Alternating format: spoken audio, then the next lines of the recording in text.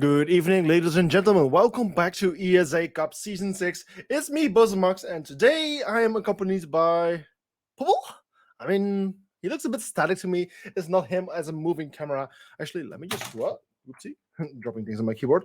Let me just quickly actually change the lighting, something I could just forgot to do. But it will look a bit better on camera with a bit more brighter lighting. So yeah, here we go. Today I was supposed to be accompanied by Pubble. Unfortunately, Pubble, I'm not sure what's going on. He's just doing his Pubble stuff, whatever Pubble does, and he's not here yet. Likely he will arrive a little bit later, and he will just join in a little bit later.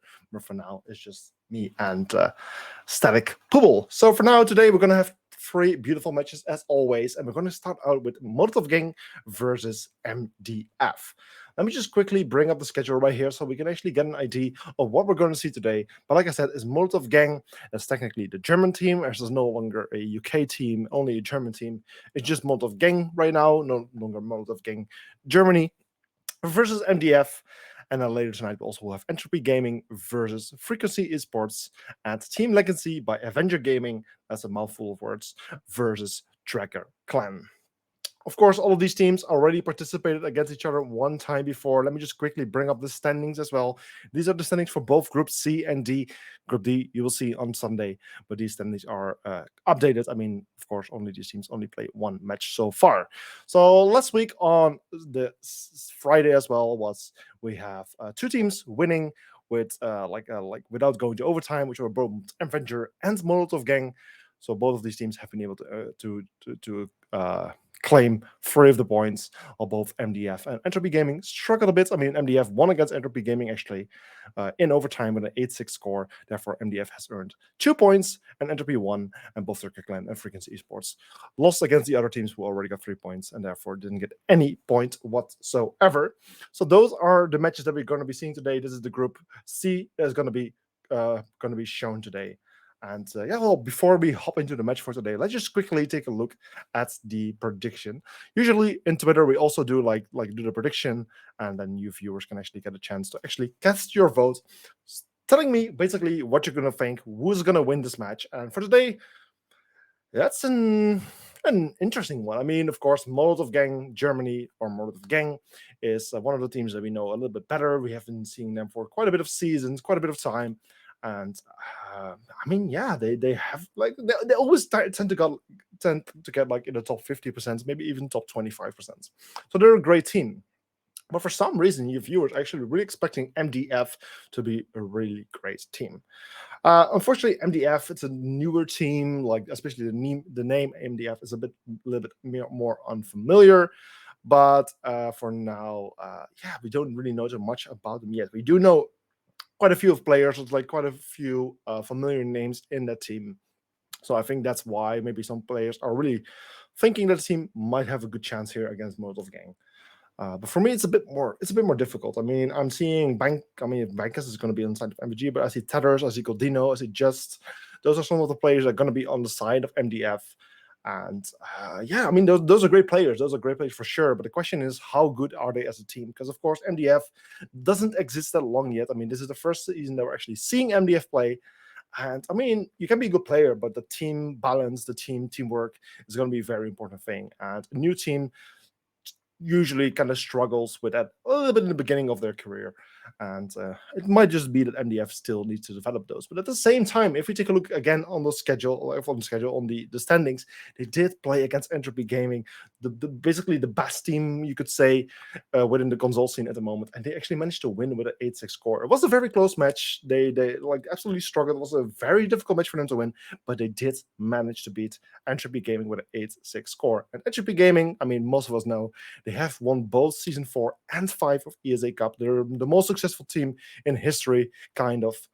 And the fact that they have been beat by MDF does say a lot of things about MDF. So I'm expecting a lot of great things here for MDF, because technically Molotov Gang Germany should be a lesser team than Entropy, of course. Like, I'm not saying they're worse, I'm not saying they're not as good, but if you look back at history, it is that the fact that MVG has been doing lesser than Entropy does, and therefore MDF statistically should have been able to do an even better job here. So we'll see how things goes.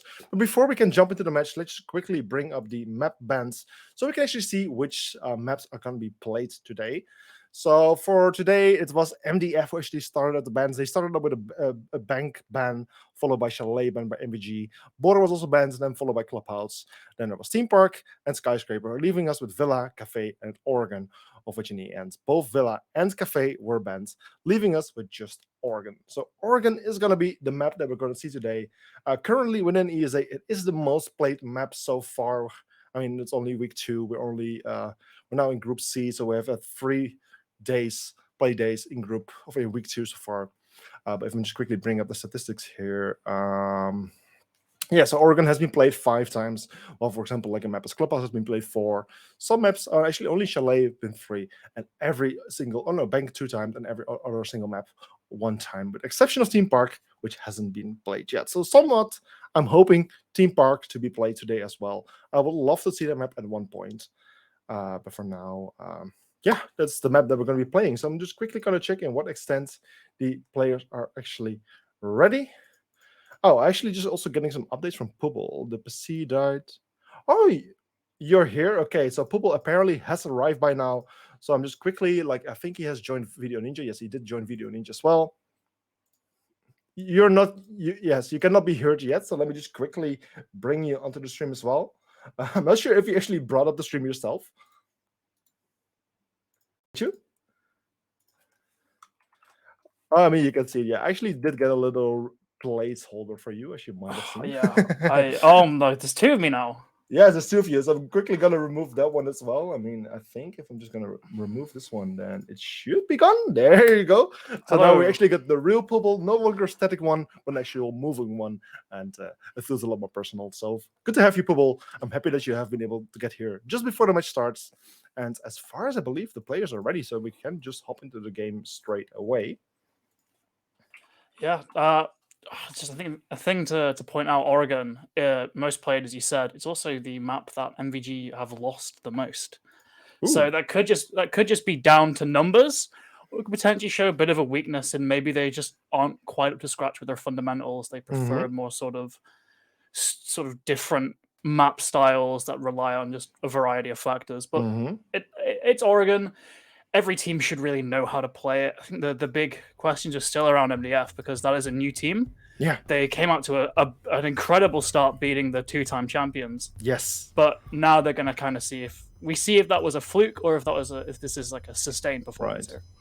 Yeah, because did you actually see the prediction that was done on Twitter? Did you manage to see that one? I'd imagine it was for this match, or for the entry for this match specifically. Yeah. I'd imagine people are quite high on MDF. Yes, indeed. It recency bias and all that. Yeah, it was a 71% vote for MDF versus a 29% vote for Molotov-Gang, which kind of surprised me.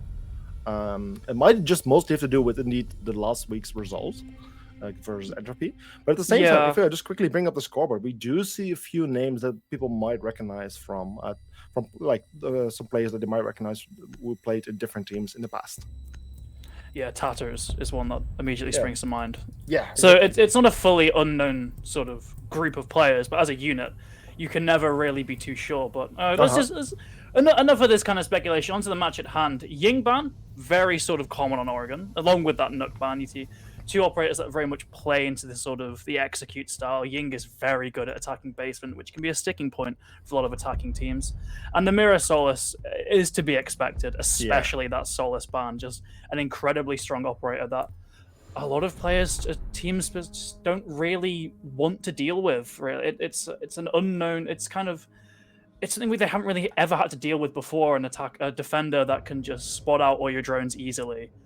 Spot out other pieces of utility. It really gives the defense a lot more freedom in that fluid sort of play style.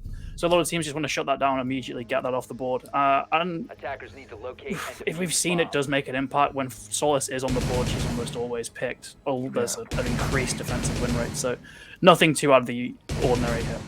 No, indeed, and also for that good reason, Solus is still the most banned operator in ESA Cup season 6. It's not as bad as it was in season 5. I think the bans have been a bit more creative this season. Also, Fenrir, the newest operator, also making it into the map bans for operator bans. But for now, still, for a good reason, the most banned operator.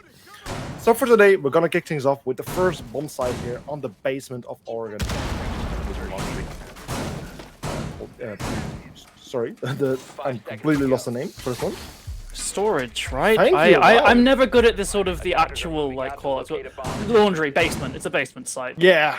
Well, that's what all you need to convey the sort of message in like ranked is just so they're in the basement. I think to note here, Banqua's on that Amaru, immediately going to tower to just clear that out. It's a pick that you might think is a little bit out of the ordinary, but you never tend to get too aggressive with this pick. And speaking of picks, there might be a very early pick here. Gordinho misses the shotgun shot, and that gives Banquas the freedom to just slip away. A lot of early action to begin with here. Yeah, indeed, a very big of action right there. Both sides suffering a bit of amount of damage there on each side. He's staying? He's still staying, yes. He's still playing very aggressive right there. Gordinho just trying to hold that position as long as possible, slowing down Bankus, and in the end, he did waste a bit of time there. I mean, Bankus hasn't really made any progress since that first bit of engagement, and also neither side actually suffered some damage. So, I mean, Gordinho, he's done well. He can just now fall back, and he can actually assist the team a bit more on site. Meanwhile, the attackers also making their way inside of the building on the other side of the map. Jekyll, of course, being one of those, easily finding footprints, easily finding bits of information, and also with his drone, you can just create even more callouts and gather more information for his team to be playing with.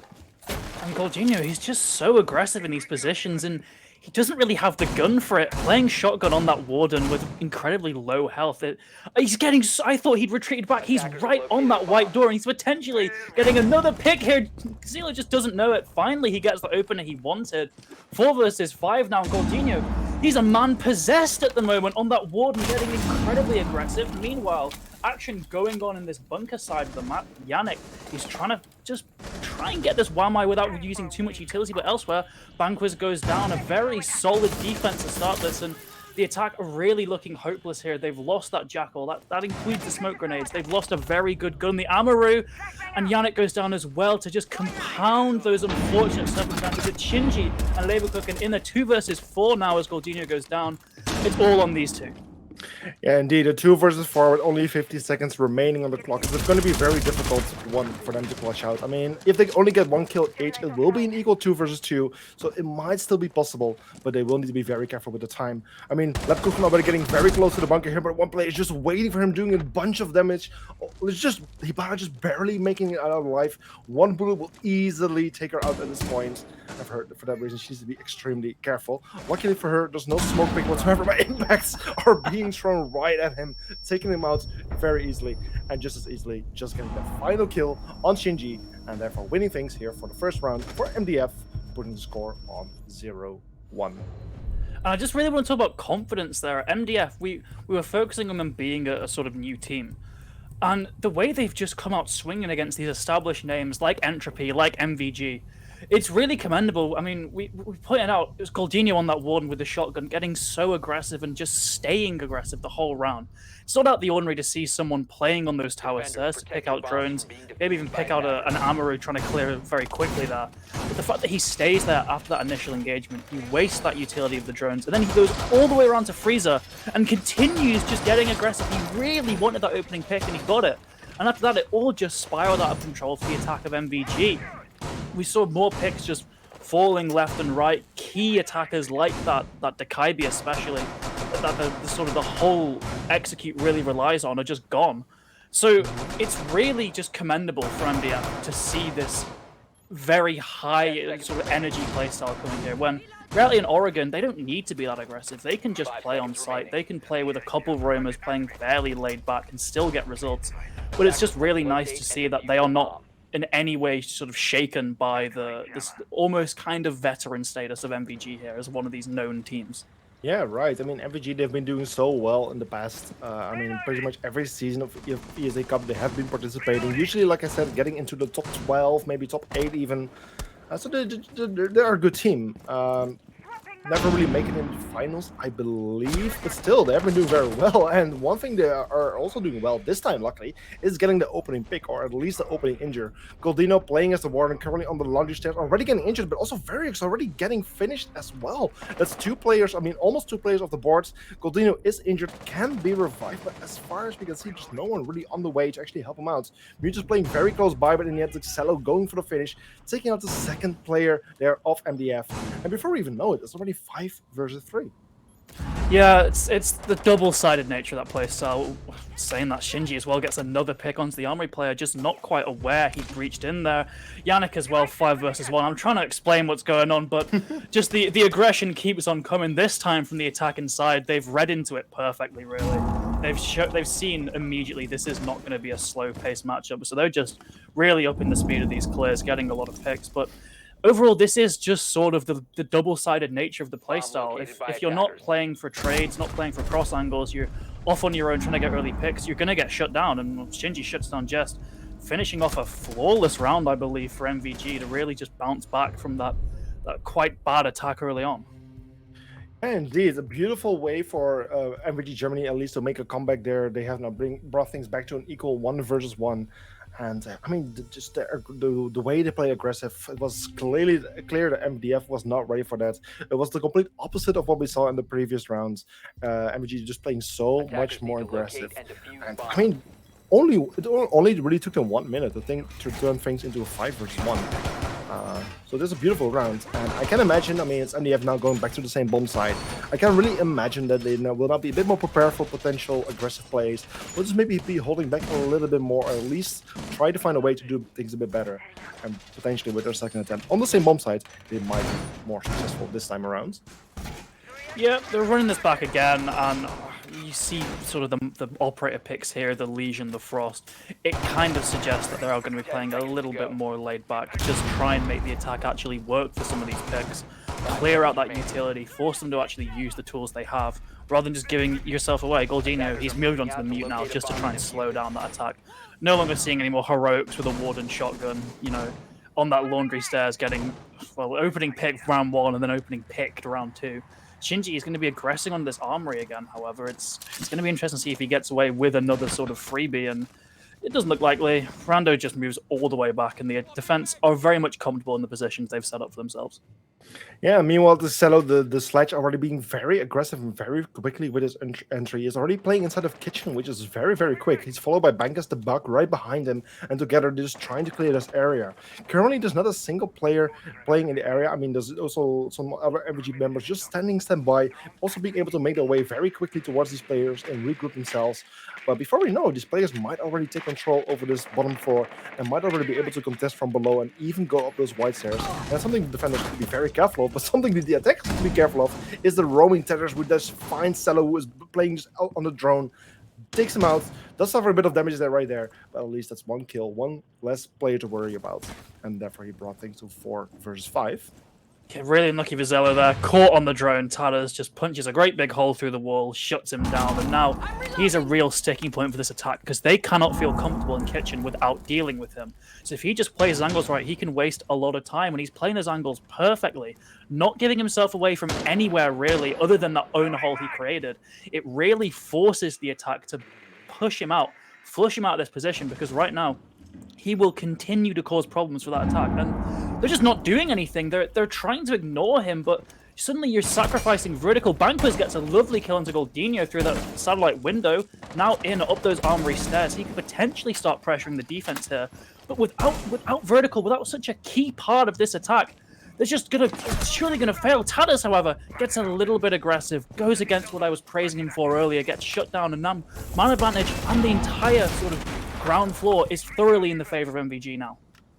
Indeed, MVG has positioned himself very well, can approach the building from 2 different sides, or the bomb set from 2 different sides, one coming from the attic side, but luckily there's the Frost player there shutting him down, bringing things back to an equal 3 versus 3, but it's the Frost suffering a lot of damage and has brought herself in a very difficult position for now. Shinji gonna retake the position that they just lost, but at the same time, the 2 other attackers, the Yana and the Ace, have positioned themselves to go for an attack from the walk-in closets, but again, the Frost is holding that attic area, shutting down another player, and now it's all coming down to Yannick and 2 versus 3. But as I speak, it's just Hans Rondu getting a kill on the east on left, Kuchen and Yannick, taking out the remaining MVG players, and therefore winning another round for the side of MDF, putting the score on 1-2. So I've got a lot of praise for Tatters in that round. He played a very sort of off angle. I believe he was proned in that split doorway at the start of the round, trying to shoot maybe some feet, some drones. Then sort of takes the initiative, punches a hole through Kitchen just to try and get a pick on those vertical players. Strikes gold by getting rid of Zello on the drone. And then he kind of plays a lot more laid back, and he really puts himself in a position where he has to be forced out. Utility has to be used. You have to take a gunfight that doesn't favor you if you're on the attack. So that immediately stalls out the entire attacking process. You can't play kitchen for vertical anymore. You have to either go for a very horizontal take or try and deal with him. They go for the horizontal take. Tadas reads into that. He tries to challenge up armory stairs, but he doesn't watch the front door and gets shut down. So it was almost a fantastic play from Tadas there, a real nuisance in that round. But then it was up to the site players to just clean up, use that advantage he's given them to just perfection, really. And overall, just a really good round from MDF, a good response. Very back and forth so far as we go back down to this basement, which gave MVG such difficulty in round 1. Yeah, indeed, a very logic pick here for MDF to just go back to the same bomb site. It was also the first bomb site they actually managed to win, so it's a very understandable one. On the side of MVG, I mean, we're seeing a somewhat similar kind of lineup. There's maybe a few changes, but again, the Jackal could be a very important one here. Just find those roamers, clear them out, something MDF used to do in the previous round quite a bit, at least always having one player at least contesting things a little bit offside, and with a Jackal on board. Finding those players will be a bit more easy and will help them to just clear us out a bit sooner, so they will have more time to actually go for the actual bomb site. Finding the first, that's the footprints of Azami. Let's just quickly see where Azami is. She's currently playing on site, so the scan is a little bit lost right there. And actually seems like, I mean, I've seen 1, 2, 3, 4 people on site. The last one is just Goldino, currently playing inside of the big tower, has a punch hole towards the attic, just waiting for someone to expose himself, and this could lead to a very surprising opening kill. That is cheeky from Goldino, playing such an off angle there onto the attic. It might not even result in anything, but the pressure if he's drone there will again slow down the pace. He's slowly moving down these tower stairs. Gifted a freebie, a nice bit of trigger discipline until he gets a clearer shot, potentially almost gets vanquished, but now, once again, a similar position to last round. They know he's up here, and they have to pay him respect. They have to keep the attention on him as they see him go all the way up to T3. A decision now has to be made for the attack here. You have to decide either, do we go for Goldino? Do we just eliminate this threat while he's isolated, or do we just push site now? We have kind of equal man count now, but Banquez chooses to go into tower, another player on the windows, and they shut him down. Great response from MVG there onto Goldino, and now that puts him in a much more favorable situation going into this execute. Indeed, so in the end, even though the Frost did not manage to get any further kills, she did waste quite a bit of time, but at the same time, enough destruction was created for Tadas to make his way towards the white stairs, the top of white stairs, where in the end he finds Shinji. As Shinji, the Twitch, taking off the board, bringing things to a 3 versus 4, and at the same time, it's also Lebgugan getting injured and finished by Rondu, bringing things to a 2 versus 4. With Tadas still loose, I can imagine the attackers don't feel really comfortable at the moment. Luckily, the Jackal is still in play, can find those footprints, can even scan them if he desires, but he needs to be very careful, because the mute is also still very close to him, is trying to even go for a flank on that Jackal as Bankus makes his way up to the white stairs, looking for that Azami, but it seems like Azami is relocating herself, trying to get trapped by both Cello and Bankus. But the question is, this is costing so much time, will the attacks be able to get her in time, and still have enough time to go for the execute? God. Doesn't seem like it. Tadas gets another 1 versus 4 now for Zello, and he's so far away from the problem, all the way on second floor. Rondu comes out of hiding, gets that kill, and another fantastic defense from MDF there. The aggression, I'm loving it. A lot of teams, they'd get that opening pick, they'd waste that time and decide, okay, we can just play for site now, we can play for that execute, we're sort of in the advantage, there's the clock on our side, they really have to start focusing on an execute here, but not MDF. They just keep on with the aggression, they catch them off guard continuously. We saw Rondu going up those white stairs when he knew one of his teammates was getting tracked down on the top floor. It's just great initiative being shown there, and MVG have really got to sort of read into this. The Nomad pick, I like it, but it just hasn't been finding value.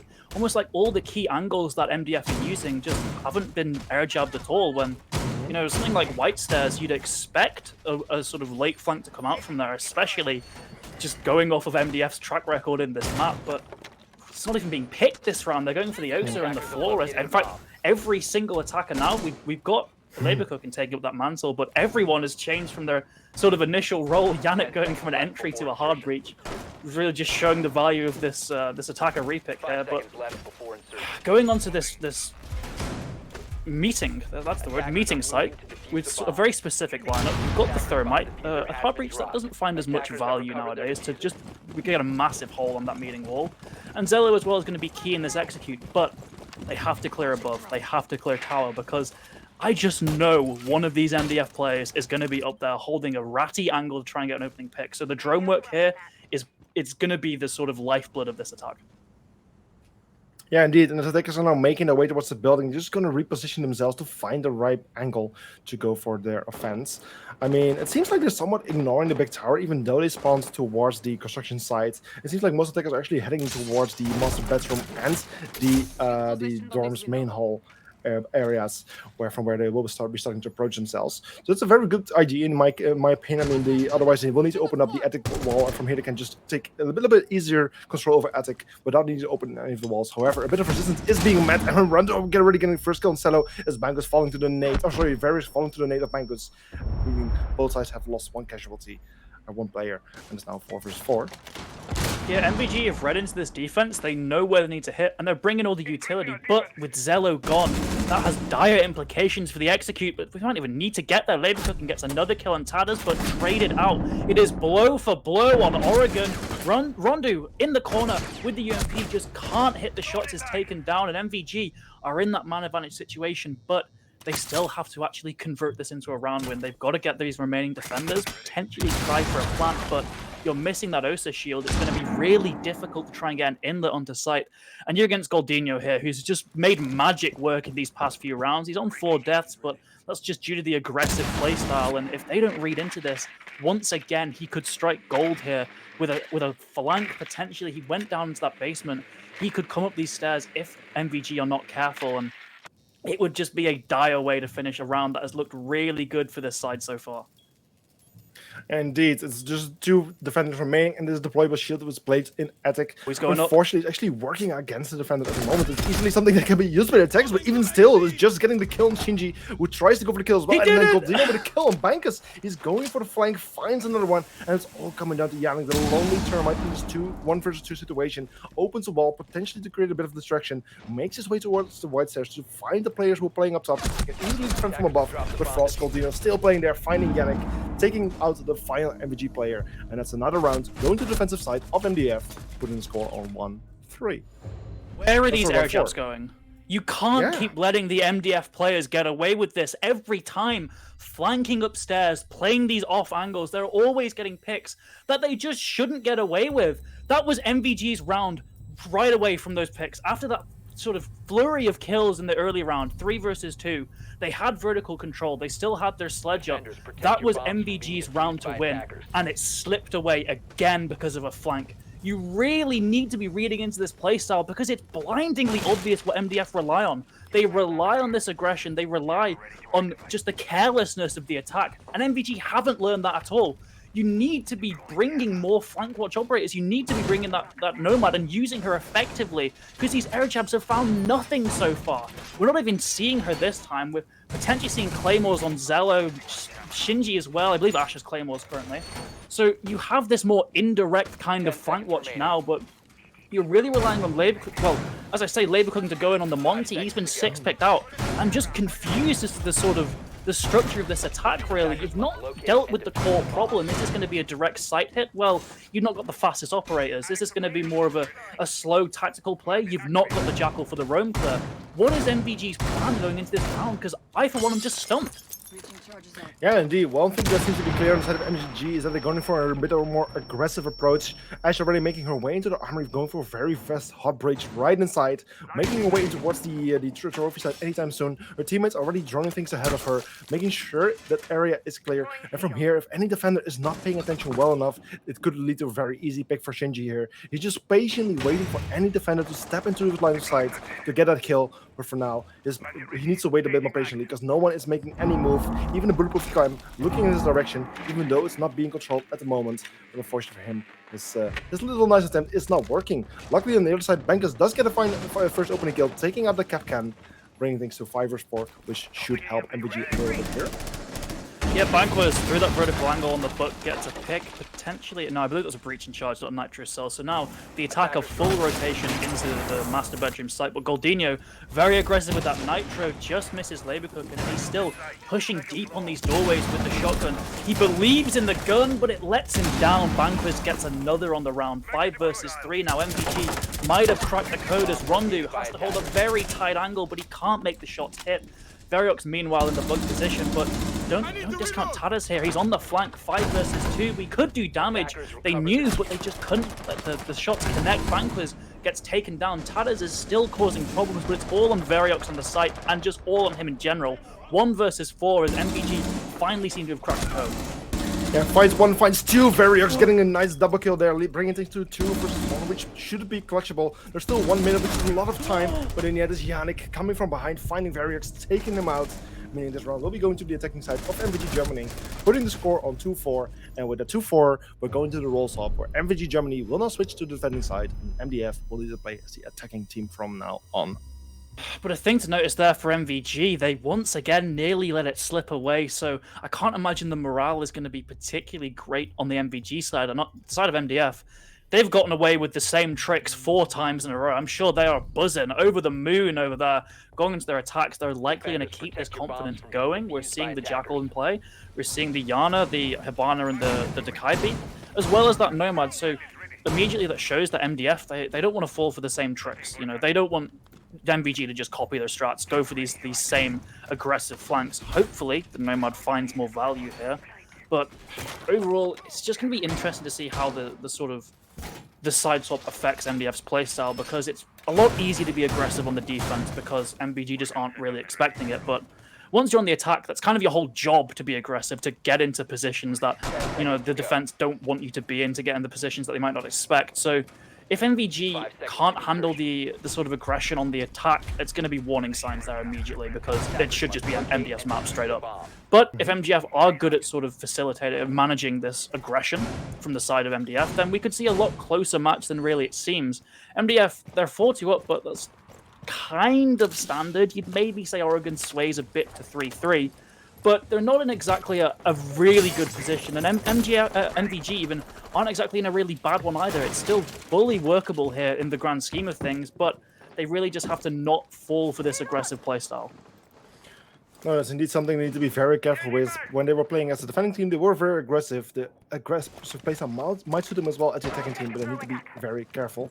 MVG is a good team. They seem to be going for a much more safer kind of approach, more like laying back. We can currently see every single player playing inside of the basement, just waiting for the attackers to make their way. And as the attackers are currently doing a lot of drone work, they will soon find out that every single player is playing downstairs. And from that moment, they will start putting every bit of pressure onto the bomb site below and make a living hell for the players to be playing there. I really love that from Goldinho, by the way, just covering the same angle that he was so aggressive on in these basement defenses. He knows how embarrassing it would be if he's caught out by the same things that have found him success. So they're just playing very safe here, MDF. They've got that Flores on board, so they can actually deal with a lot of this utility fairly easily. Goldinho takes a bit of damage there. I'm not sure from where. He's on site, in fact. Oh my! This is going to be crazy if he gets away with a couple of picks here. He gets one, traded out, 4 versus 4. So actually, things go comparatively well for the defense. Zello as well gets a pick with a Nitro Cell. And what looked to be a very bad situation has somehow ended up sort of playing into the defense's favor here. Tadas as well taken down. What's happened to MDF? MDF indeed, only 2 players remaining in this 4 versus 2. Also, Ibana getting in lots of trouble, but does find Shinji, does actually find 2. Also, Lepkochen taken off the board. Things have been turning back to a 2 versus 2, which really can be in the favor of anyone. It's an equal man count, and with still 1 minute on the clock, there's plenty of time for the attacking team to still be working with. They have got flashbangs, they have got Ibana pallets, they have got Nomad air jabs. There's still so much utility to work with. And actually, the drones are going to be very important because they can still gather information. But Cello has other plans, takes a Variox, gets a triple kill, and then Yannick to find the kill on Rondu. Finds the last player of the attacking side, takes him out, and brings things to a 3 versus 4, where MVG just won their previous round.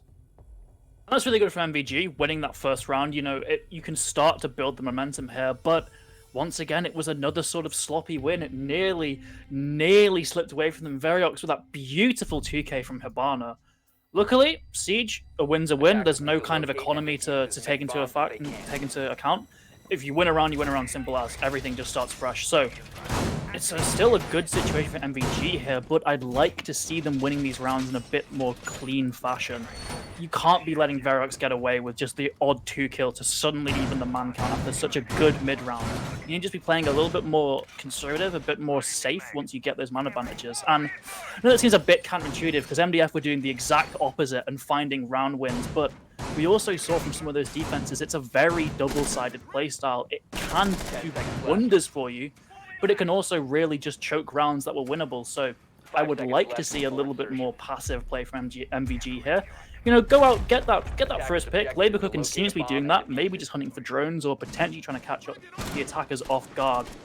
Once you get the opening pick, you have a solid advantage, so just peel back the site. Yeah, indeed, just being offside can easily waste lots of time and can also kind of potentially reward you with that opening kill. Also, Bankus is currently playing offside. He's currently playing towards the dining hall where the ace did spawn.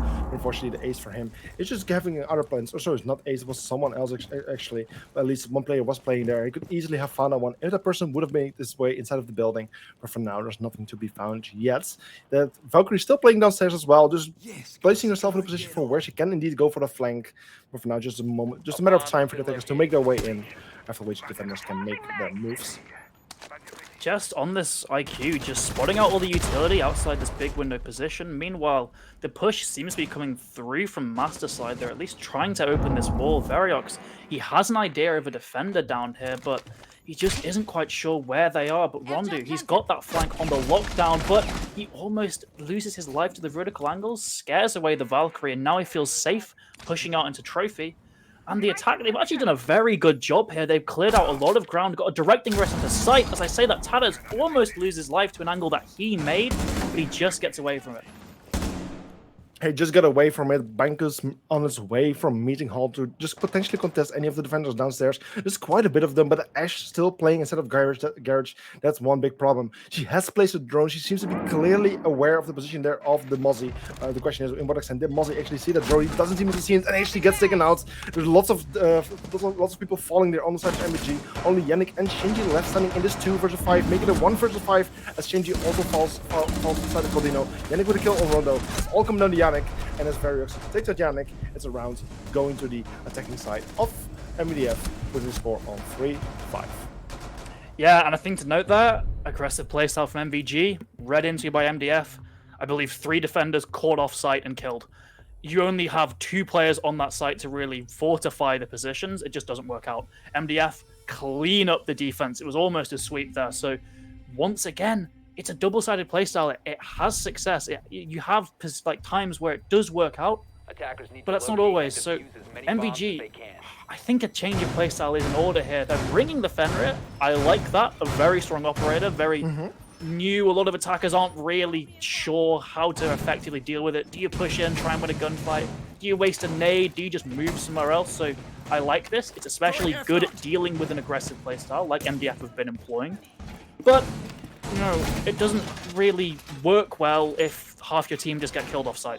So please, MVG, please just try a main site hold. You can have 1 or 2 roamers initially, but peel back quick. Don't get caught off or miles away from site in a crossfire. Just play aggressive really and just fold back to site. Please, I'm begging you. Don't go out this easily. Don't let the newcomers upset another team, please. Yeah, that would be a good one. So for now, it's a 3-5. I mean, it's MDF only being 1 point away from actually bringing this match to match points. They only need to win 1 more. The Dungeons in a 3-6, so they are in a good position, but even better position is actually Goldino getting 2. He's playing on the window, finding 2, almost a first. Is Yannick getting extremely low? How did the defending team not see this coming? What are you doing? What are they doing? Letting 3 people fall to 1 person on the window. I mean, 1, shit happens. 2, what are you doing? 3, he's got a pistol! With a pistol, yeah. What is going on? 3 members falling to the side of MDF in just a brief few seconds, and just Goldino still not even being contested. I mean, maybe that's even a good thing. There's just no worrying about him anymore, but still, 2 versus 5 situation with still 2 minutes on the clock. That's insane. He nearly gets a 4th without nade as well, and the attack has just taken this as the go sign. Goldino repels in, gets his 4th on the round, blinded by the Fenrir gadget, but Shinji swarmed from all sides, and MVG, how do you let that happen? That's almost embarrassing. You know, the first kill, you know, as you say, shit happens. A random spray through the barricade can get a kill. The second, maybe the reaction time isn't there. The spray transfer is good. But that 3rd kill is unforgivable. You know that angle is watched. You know he's lethal there. He's in that position. He's still watching it. He's still going for it. You have so many other ways to go there. I understand he was on not only soft floor, but just destroyed soft floor. But you can still try and sort of slink away closer to the trophy door. Put yourself in a position where you're at least watching the window. But he just sprints right past it, potentially just hoping he caught them in the reload or something. Just doesn't work out, gets taken down, and then Goldinho repels in and gets a 4th. Just incredible round from him, incredible initiative shown by the rest of MDF to pounce on that chance and just swarm the bomb site. But MVG, what happened? Okay. They're going to the basement. Good signs here. There's no window to repel on and get 3 kills. Brilliant. Already we're doing much better than the previous round. Congratulations, MVG. But you've also not shown to be very good. you won the last round, but you let Goldinho drop into sight and get a kill. So I just don't know what it is. They play defensively. They play sort of a turtle play style. Goldinho finds his way onto site. They play very aggressive, instantly shut down. I just can't. I'm trying my best to figure out a playstyle for MVG to choose here, but nothing's coming up. MDF are just better on all sort of styles here. It's incredible, really, just the mismatch we're seeing. Yeah, indeed. I think they're already going down. This Goldinho getting his first kill again. Taking out Cello, who's just over-peeking things he shouldn't even be worrying about. He has a very strong position there on elbow, which he can just hold, but he doesn't need to peek this door. And it's another kill on Lebkuchen. It's still, again, thing just falling apart for the side of MVG. It's already 3 versus 5 within the first few seconds. Luckily, Shinji just managed to make things a bit workable by taking out Goldinho, the star player of the side of MDF. But still, the damage might already have been done. It's a 3 versus 5, a 3 versus 4. MDF is already getting loads of control here, from which they can only benefit and make it even harder for the defending side for the next 2 minutes. Yeah, the big positive here for MVG is on his own on that barrel position, so they could potentially get a pick there and massively swing things into their favor. Yannick as well on a ratty little punch angle, but he fires too soon. No trigger discipline to be seen. His position is known in tatters. He just prones there, waiting to be seen. Yannick just loses a bit of blood, not fully dead, and Banquez swings out, gets that pick on a just, and suddenly this attack is a lot more one-dimensional. We still see tatters on this tower stairs position. Yannick getting very aggressive as Rondu's just dropped down.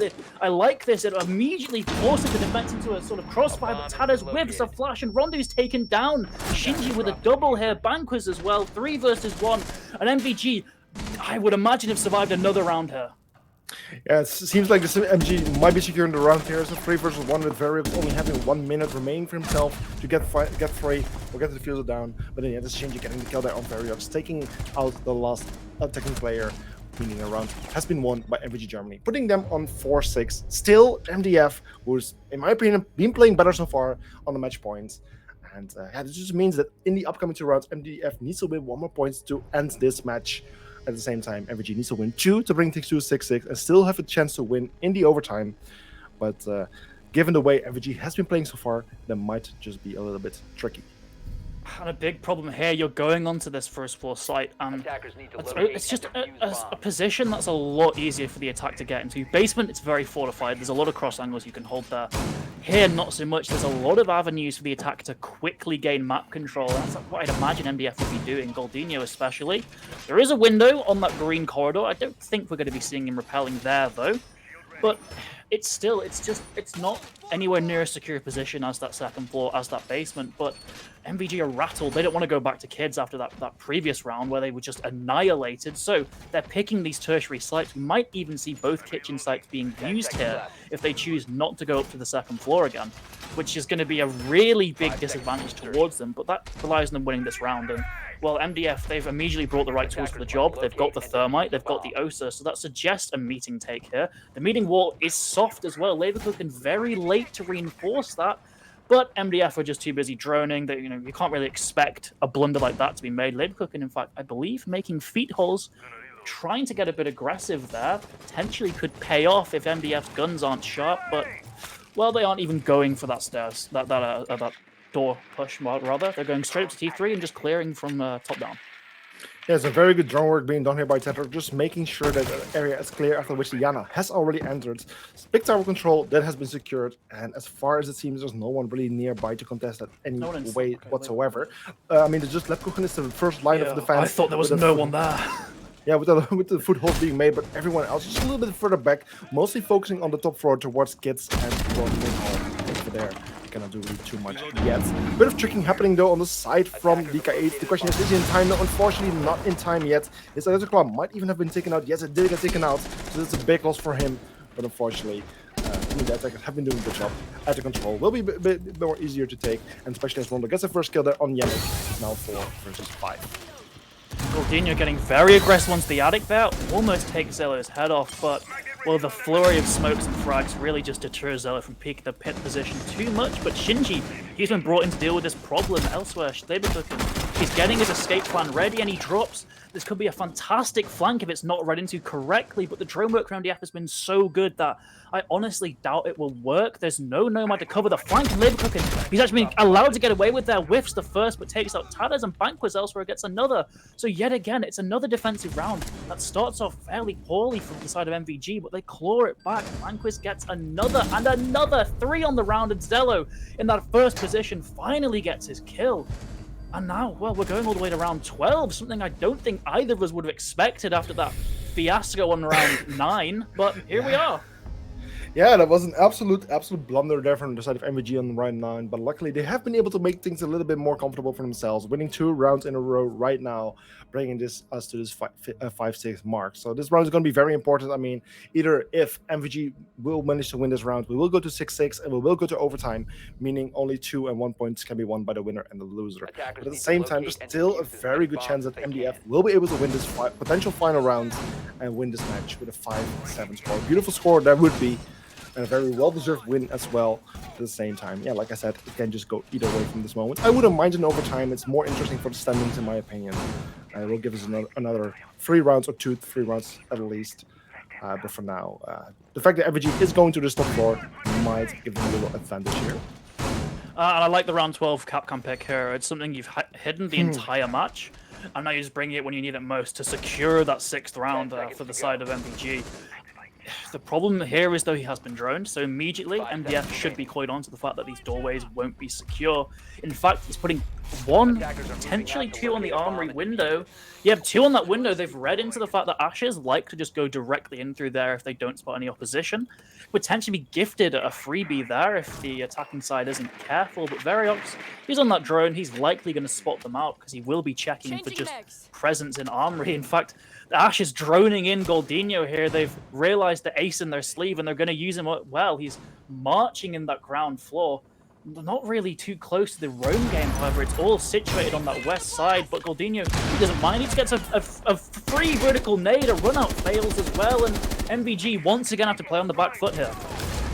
Yeah, meanwhile, Tournament already being instead of Dunning going for the breach on the closet, finding and Yannick, Goldinho with the kill on Cello. It's all coming out. The Lebkuchen who's also being taken out. It's just Bank is in this 1 versus 4 situation, throws at this 4, doesn't find anyone. His position is no, he has been damaged, finds the Nomad, that's 1 kill, but the Ash, that's just getting a little bit too much right there. So yeah, the Ash indeed did this, finding the final kill right there, winning things out for MDF with a 5-7 score, and therefore MDF taking 3 points. Yeah, MDF just annihilate them. Just plain and simple. That second floor was not finding MVG's success at all. Goldinho got him for free, no roamers to really stop him, gets that vertical play, sort of cycling all the way back to that first round we were saying about the importance of vertical play for the attack. Just gives them an inlet into attacking that. As you can see, my hair's not doing great. I've been pulling it out after some of these plays. Goldinho, especially on that window. I'm not going to forget that for a while. My, what an incredible play there. But I think we're going to a quick break after this match, so I'll clean myself up, get professional, because that match has taken something out of me. Yeah, surely it was a beautiful match to start with. I mean, it was a very close one, a bit closer than we in the end predicted it to be. Also, the community was very much siding with MDF, but in the end, it was a beautiful match for them. They really deserve to win this match right here. And yeah, indeed, like you said, we're gonna have a short break. We're gonna try to be back in about 15 minutes or so, and then we'll be back with. Let me just quickly pick ahead. What is the next match for today? It is going to be Entropy versus Team Frequency. So just get a drink. Make sure to stay hydrated, especially with this warm weather. I'll be back soon. Bye-bye.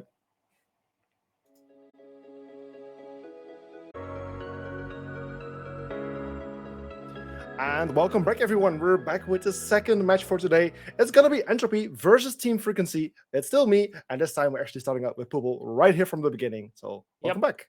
I'm not just a pog face this time. It's me. You actually get the full thing. Yeah, indeed. Finally, we're here. So we just had a beautiful first match for today.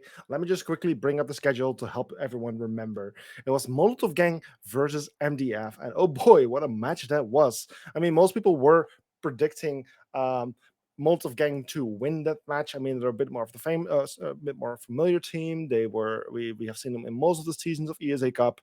They've always been doing fairly well. But MDF, just a team that we're not very familiar with. There is a few familiar players. In the end, managed beating Molotov Gang with a 7-5 score, and that's them earning all those 3 points. Leaving us with two more matches for today. Entropy Gaming versus Freakers Esports, which we're going to be seeing in a short bit. And later tonight we'll have Team Legacy Avenger by Avenger Gaming versus Tracker Clan.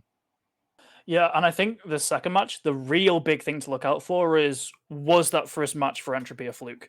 They lost to the newcomers, MDF, who've proven to be a very strong side, but Entropy, they're our two-time champions, right? You'd expect them to be, winning these matches. They have been historically a bit weaker when it comes to BO1s, but against this fresh face of Frequency, you should really be seeing them winning. And from this prediction, a lot of people are predicting the same thing.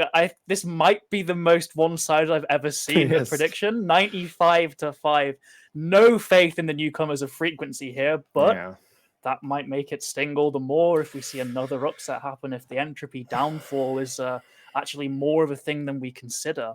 Yeah, I mean, like we were already talking behind the scenes, it's also something that Vods put a very nice analysis on all the teams back on Twitter. So if you haven't checked it yet, make sure to go to his Twitter because you will find a nice story about all the teams that are participating.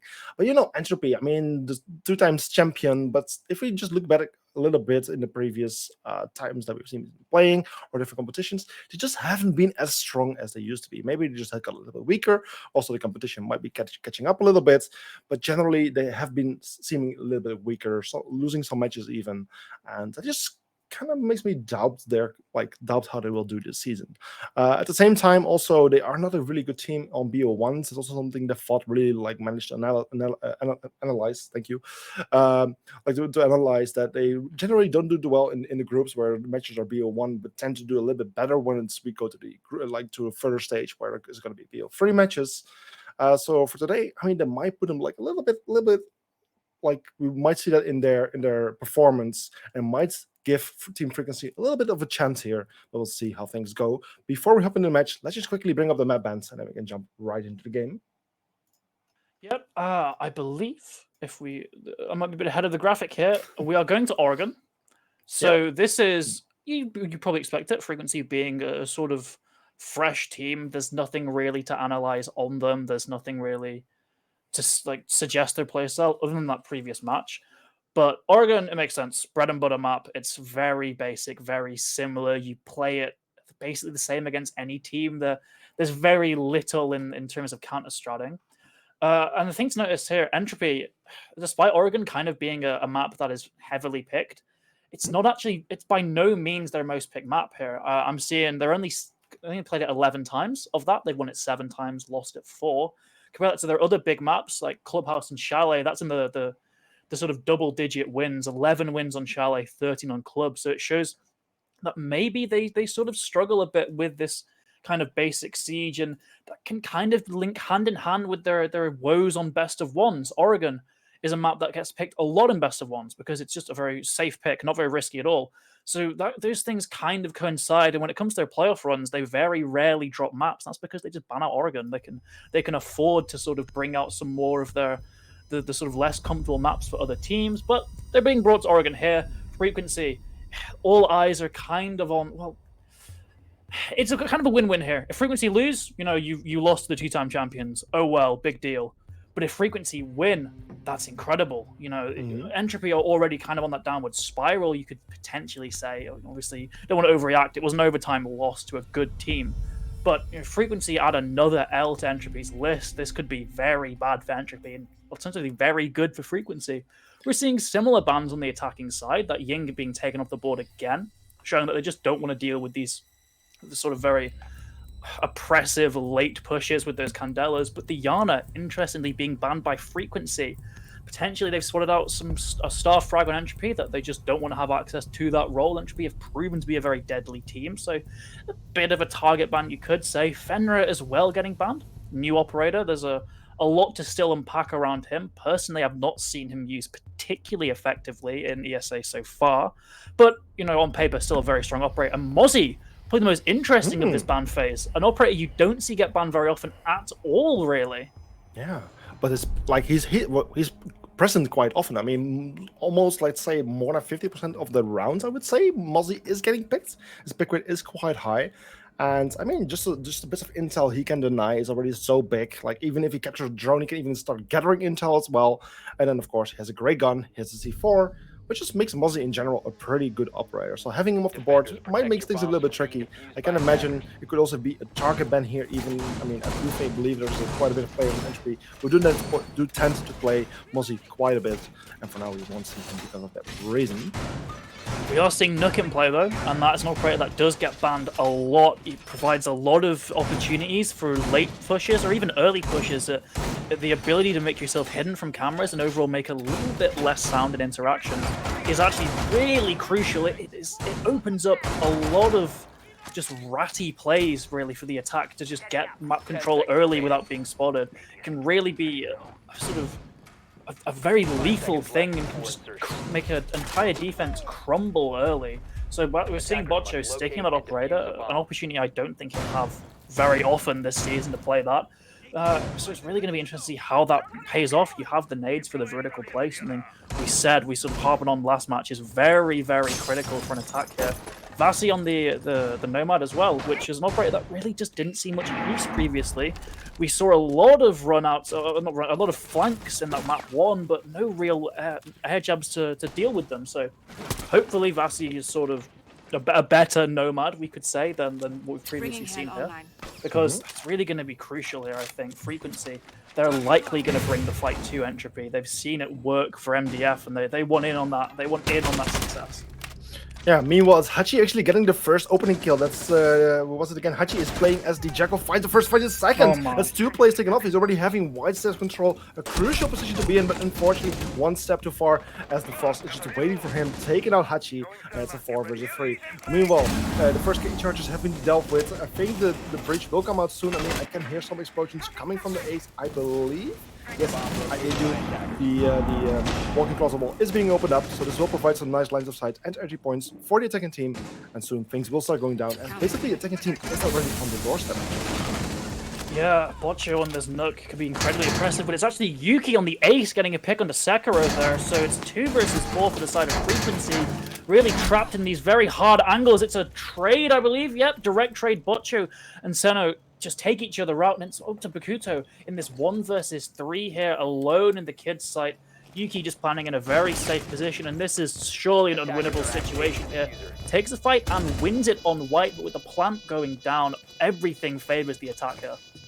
Yeah, everything favors the attack. The timer is not working against the defender, even though the timer usually works in their favor. But for now, it's Bakuto who needs to retake things, but finds Vessi. There's only 1 remaining. Yuki is just hiding inside of Attic, has a deployable shield, which will cover him. But in the end, the Frost almost finds him. But Yuki, with a headshot there on the Frost, wins the round. And therefore, the first round goes to the attacking team of Entropy, putting the score on 1-0. But damn, Frequency, close. Very close indeed, but you know that aggression thing I was saying before? Don't do that. Just don't. You sacrifice 2 picks really early. I like the spirit from Nacht there on the Vigil, but it just doesn't pay out. I think it was Sakura as well, tries to go for the trade, but just shut down. The guns of Entropy really just seem a little bit too good to be trying this stuff against them. So, we're not seeing the Vigil anymore. We're seeing a sort of more laid-back defense. You've got that Mute now. The Frost in play again.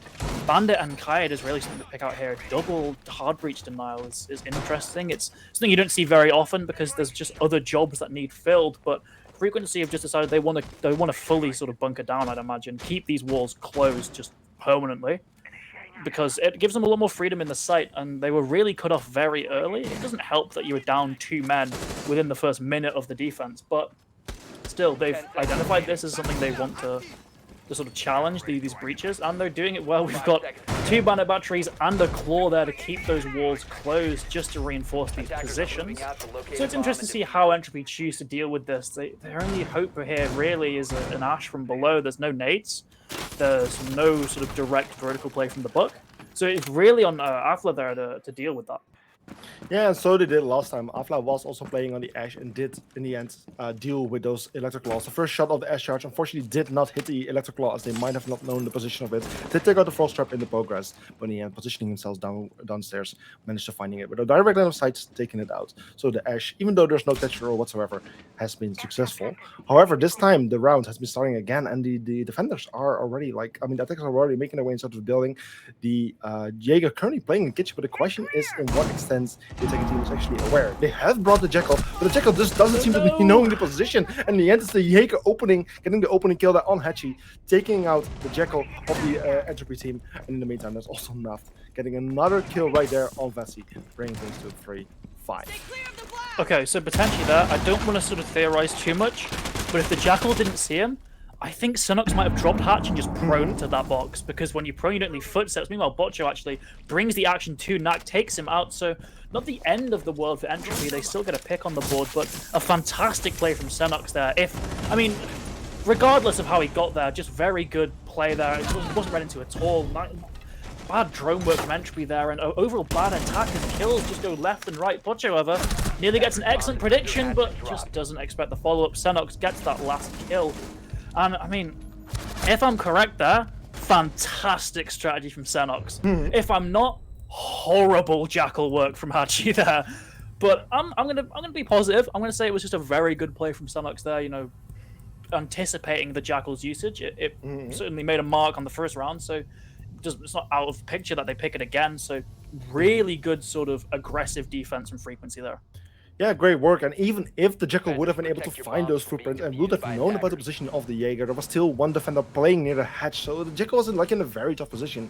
He was either going to contest the Jaeger or the person on the hatch, but he can never contest both of them. So whatever he would have done, he might have been able to get one kill out of it, but he would never have gotten two, and he would have never gotten out alive. So great play indeed from the defending team right there. And as they now won their first defensive round, we're now heading towards the basement. Where they will now be going, of course, for the first time. You were seeing Vasa in the Amaru again. Like the previous match, I'd imagine that's just going to be for clearing Big Tower very early, just getting presence there. Botcho, however, on the Finker, a very unusual pick here. Finker really slips out of the meta. Doesn't have her nades anymore. The LMGs are not the big beasts they used to be. Yuki is well on the blitz, and this could potentially just be a full-on rush. The Finker for the health, and indeed I think it is, but I'm not sure where Vasi fits in on this. And Botcho just taken down immediately by Nat. Aggression again paying off, and suddenly Entropy, they're just going to have to scatter. Yeah, the rush is definitely being cancelled. At least two attackers are just relocating the cells. It might just be that they're just going to approach from two different sides in just one. So the rush might still somewhat happen. No, it actually seems to be fully cancelled. A great cancel there from, it was the Smoke. Yeah, the Smoke was the one who was waiting there. So Nacht was the one playing there. A beautiful way to cancel out that rush and just waste a lot of time on the side of Entropy and causing them to pick operators. So it might not be as useful anymore for the kind of strategy they will need to pull off right now. Yeah, the good news here is Vasi still has those hard breach charges. You can immediately get rid of these hatches, so that provides Entropy with an inlet into sight. Hachi as well has the Twitch drones to potentially deal with utility, like claws, like the mirror windows, but all going wrong for frequency now for Q2. Disconnects, and meanwhile Sekiro taken off the board as well as Afla. He's just charging into sight. Nak, he's pinned down in the elbow. Xenox gets taken down, and it started off so well for Entropy, but fight was both in and out of their control, of frequency rather, but fights in and out of their control of just, it's a landslide for Entropy here. Yeah, indeed. One player leaving that is certainly putting a dent there on the side of frequency, and unfortunately, therefore losing the round. So Entropy adding a second. It's a 2-1 score right now, and the player has not returned yet. So just to be sure, we're just gonna quickly pause the timer here to give a chance for the player to return, and just make sure that this match can be played in a full 5 versus 5. Yeah, and you can blame the sort of disconnect. I don't personally know where the disconnected player was. So potentially they were watching that tower angle, but still, Afla was given so much freedom to just charge basically down those stairs into the basement. Takes a pick on the player on the freezer mirror window, which immediately would at least even out the man count. The disconnect unfortunately means that Entropy then were a man up, and after that, Frequency just didn't really know how to defend it. They were down these two players.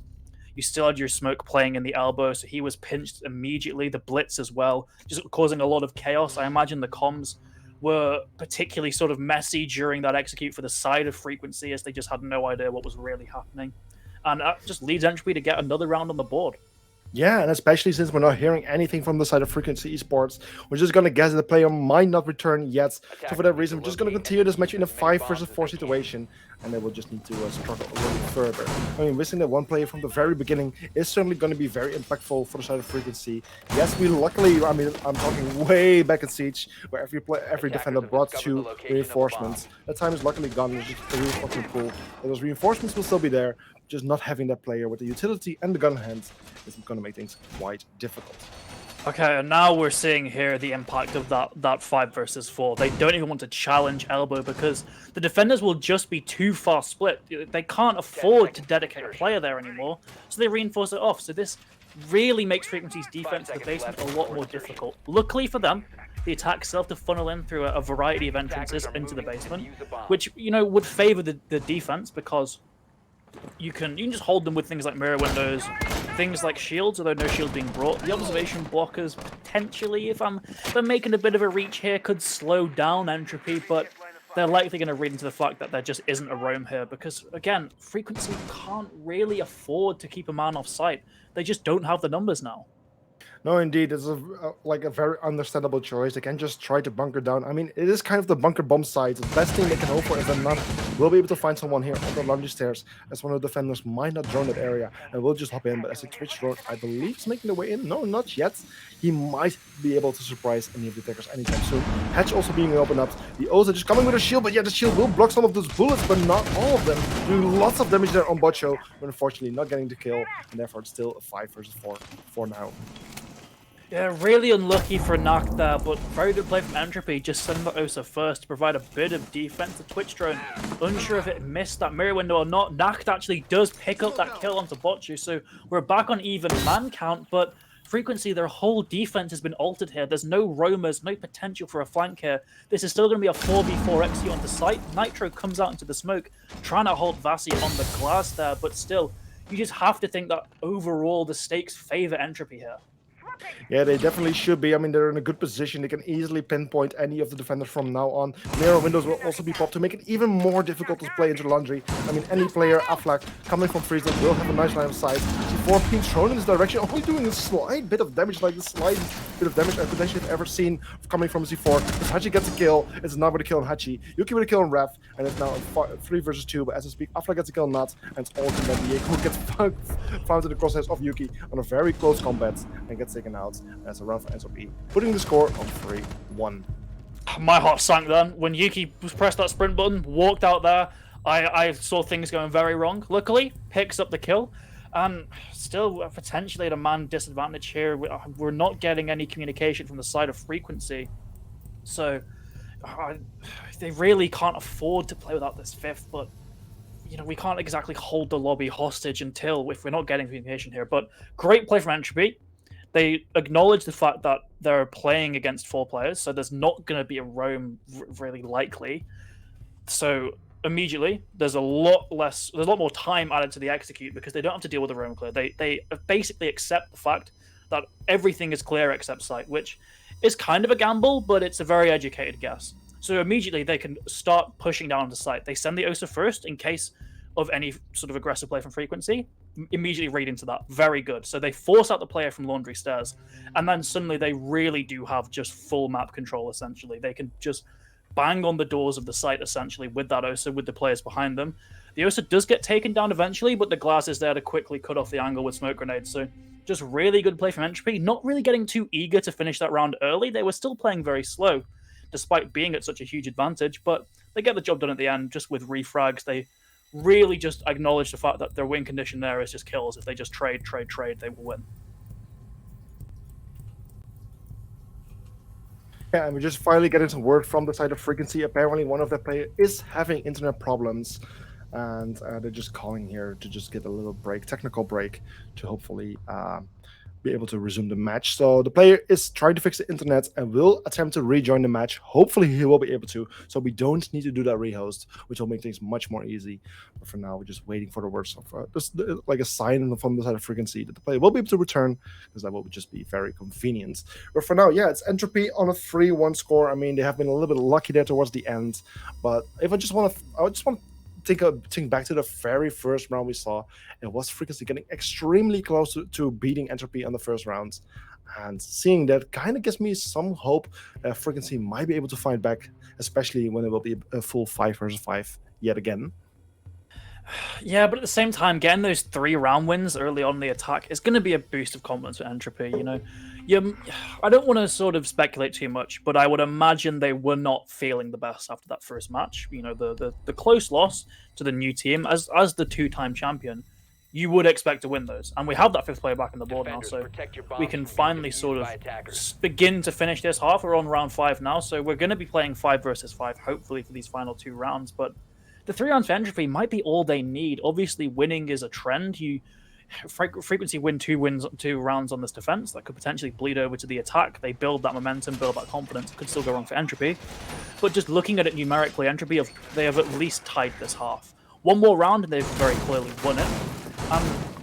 The side of Frequency, really, you're going back to the basement. You can actually afford to play elbow particularly, but no, even here, they're not choosing to play elbow at all. They don't want to risk that player dying early to potentially something like the blitz they saw, but this time, the big thing, I would imagine they're potentially going to roam here. They have the man count to do it now, and Xenox goes all the way to the 2nd floor to try and disrupt some attackers here. So we're going to see a proper basement defense here from the side of Frequency to potentially put 2 rounds on the board.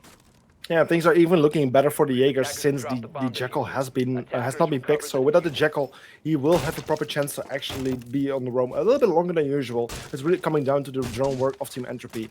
And so far, I mean, they're only seeing 1 player drone so far. It's 2 players right now. But the top 4, I mean, it's being drawn. Actually, Hachi is having a drone pre-placed here upstairs, but I'm not quite sure whether they actually know about the Jaeger. I mean, if they would have meant the drone continuously, if they would have meant the drone continuously, I was about to say they would know about its position, and I guess they do. They seem to have a drone somewhat near the Jaeger, knowing about its position in Afla. Basically, they're just getting a free kill right there because of the great intel gathering from the side of Entropy, taking out the first player.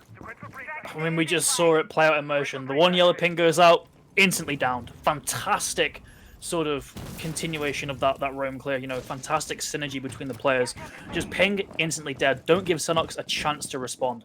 Really good, and importantly, really early. And they've cleared out that roamer, and they're just going for it. They're sending it now. 5 men all running into the side here, Max. Yeah, indeed, it's all coming down. 2 players dying on the side, 3 players dying. It's only 1 remaining. Gets 1 kill, but the C4 is being thrown. But unfortunately, therefore not being able to fire back at Afla. And Afla just getting the final kill right there on the side of Frequency. And therefore another round going to the side of Entropy. 3 rounds in a row right now.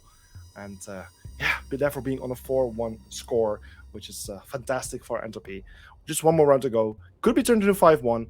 I just really hope that Frequency will get a chance here to turn it into 4-2. Really commendable call there from Entropy as well, just acknowledging that we've cleared the roam. Let's just go. Let's just catch them off guard. They clearly have confidence in their gun skill, and why wouldn't they? They're up 4-1 currently. So they just take the initiative, make that play, and it works out wonderfully. They catch the defense completely off guard because it's been kind of a departure from their previous playstyle in the attack, with the exception of that rush. But that was just a very much, you'd read into that and think, okay, that's a 1-round thing, a pocket strat. Didn't work out well for Entropy, and they ultimately lost the round, I believe. But still, Entropy just take that on the chin. They returned 2 rounds later with an equally aggressive play there. So just really good sort of play from all stages of the round. The early round, fantastic droning. Mid-round, just sort of fantastic decision-making there. A final round, like end of the round, fantastic gun skill being shown. Just really just A stars on all aspects there for Entropy, and they're going into this final round of the half. It's going to be 2nd floor, so a rush probably out of the. There's no chance of a rush here. Xenox again though on this deep roam could potentially play spoilers for Entropy if they don't drone him out. No, indeed, droning is something that Entropy does quite well, really. I mean, there's only Hachi and Vasi on the drone right now, mostly focusing on the big tower and armory sides for now. So currently, that western side of the map is completely being ignored, which is fine for now. I mean, there's no one approaching from there anyway, anyhow, so any engagement won't happen anytime soon. But if the Jaeger will decide to make a move, he will very soon be able to make his way towards where the attackers are, and will be able to put some pressure.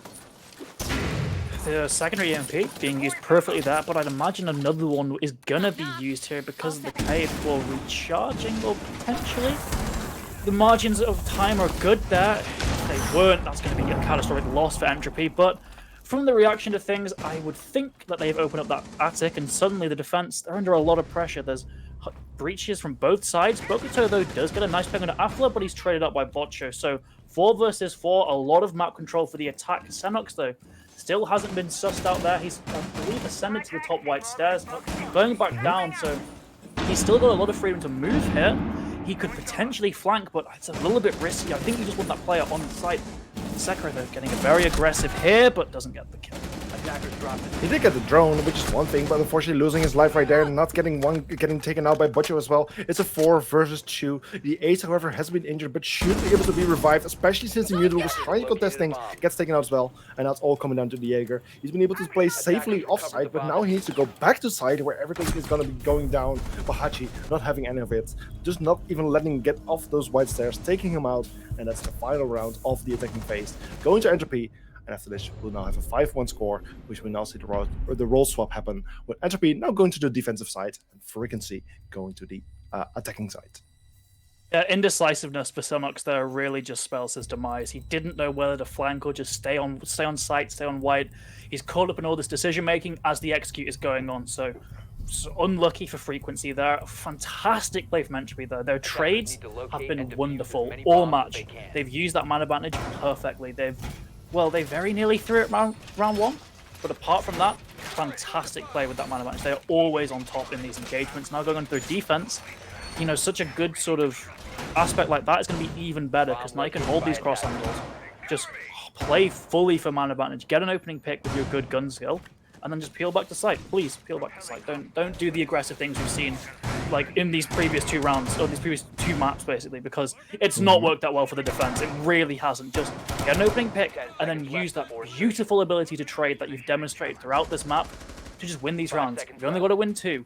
Frequency, they've not put up a great half at all, so Entropy, now is your time. Just capitalize. Don't let them build any momentum. Please. Oh, they're so aggressive.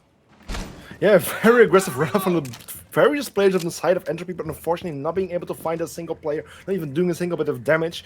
One thing I want to point out, however, is that we're potentially going to see a very interesting counter. I mean, there's Vessi on the side of Entropy, a trap operator, which can be very destructive towards the side of the attacking team. At the same time, there's Nav playing as Brava, a beautiful operator who can turn those captain traps into her favor, but the Mute Jammer, unfortunately finding the first drone. She only has 2 and already lost the first. Yes, it could potentially be retrieved, but that will take a bit of time, and unfortunately, therefore, the captain traps not being found yet, but they get spotted, but there's one player, Botcho, playing inside of the most red and 5 reds! That's reds taken care of, no more gridlock on the side of Frequency, and that's a very unfortunate loss. I might have even found that Brava drone as well.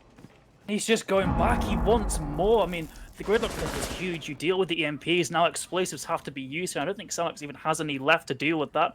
Bakuto could potentially, but I mean, Botcho, he's still so aggressive here, and they have to face check him now. He does come through, and there's 2 men on the door, so, great usage of the man count there, but still, he's wasted a lot of time, got a very crucial pick there, and with no utility left, he's essentially just a gun. So I think it was the right decision to play so aggressively there, to do a little bit more damage just to the overall sort of utility economy and the drone economy, and it leaves Frequency with very little time here now. For a second, I thought they forgot about the captain traps, but luckily they did manage to take care of it somehow, and otherwise the ace would have been taken care of because there was a double one. Meanwhile, he's opening up the closet, but it's Afra just playing right in front of him, and unfortunately taking him out. Vasi with the kill of Senox. It's all falling down on the side of Frequency. It's Hachi getting another kill on Bakuto, and it's all coming out enough. Playing in this 4 versus 1 position. He's one of the better players on the team, but unfortunately 4 versus 1 will be extremely difficult. Gets damaged as he's falling back, and his position is known. Oh my, they're all just what's happening. Out. So aggressive, but very understandable. I think all 4 are out of the building. just getting taunted. He's just getting, getting trolled right here. Enough getting taken out. That's 1 more point for the side of Entropy, putting them on a 6-1 score. Match point for Entropy. And in the upcoming 5 rounds that they still got, they just need to win 1 of those to still beat the Frequency. And Frequency in a very, very difficult position here for them. They need to go for a complete 180 to still be able to win things, and things just don't seem to be possible for them at the moment. Tachanka being locked for Athla here. I'm gonna give the benefit of the doubt. I'm gonna say this isn't them being toxic. This isn't them sort of messing with their opponents. I'm gonna say this is a strategy that has been employed. They've got the shield, which is something that Smoke lacks now. A fact I often forget because personally I think that's a bit of a silly change, but we'll just go past that. So he does have the shield to hold elbow if he wants to. He has that. I'm not sure what gun he's using. The LMG has utility sort of function, but it's not a very good gun for actually getting kills. So he's potentially on that 9x19 SMG. Still, a basement defense. Entropy are probably going to win this. 6-1. The rest of this map is kind of a formality here because Frequency, as you said, they can't make any mistakes here, and they're going against probably the strongest defensive site in the entire map here. So, yep, Tachanka does have that 9x19. Athla doesn't have the LMG, and I think he's just waiting for someone to make a rotate there. No, his shield actually hasn't been placed either. So now I am asking questions as to what is the point of this Tachanka? Where is he holding? What position does he want to hold? Where's that shield gone? That shield, that's indeed a good question. Is there right inside of the bomb side? That's the only shield, so that must be the one. But maybe it is in the end the troll that you were potentially pointing out. It might just be the troll in the end, but for the attack, already getting very close. What are you doing? What are you doing, man? You cannot cancel the drone animation, unfortunately. So it's very unfortunate. He needed to wait till the drone to get out again, which is a very unfortunate one. Losing lots of HP, but luckily still making it out. But there's huge bit of damage there bringing down on that. Wrath does get 1 though, so it's 4 versus 5 in favor of Frequency, and the health as well is lacking for the side of Entropy. Luckily they brought that dog so they can immediately heal up those wounds, but still, a very aggressive playstyle from Entropy here. They do let that ESA shield go down. Wrath could have lost his life there, and there's a very oppressive presence on this bunker side. Thing to note there is it's a very one-dimensional push though.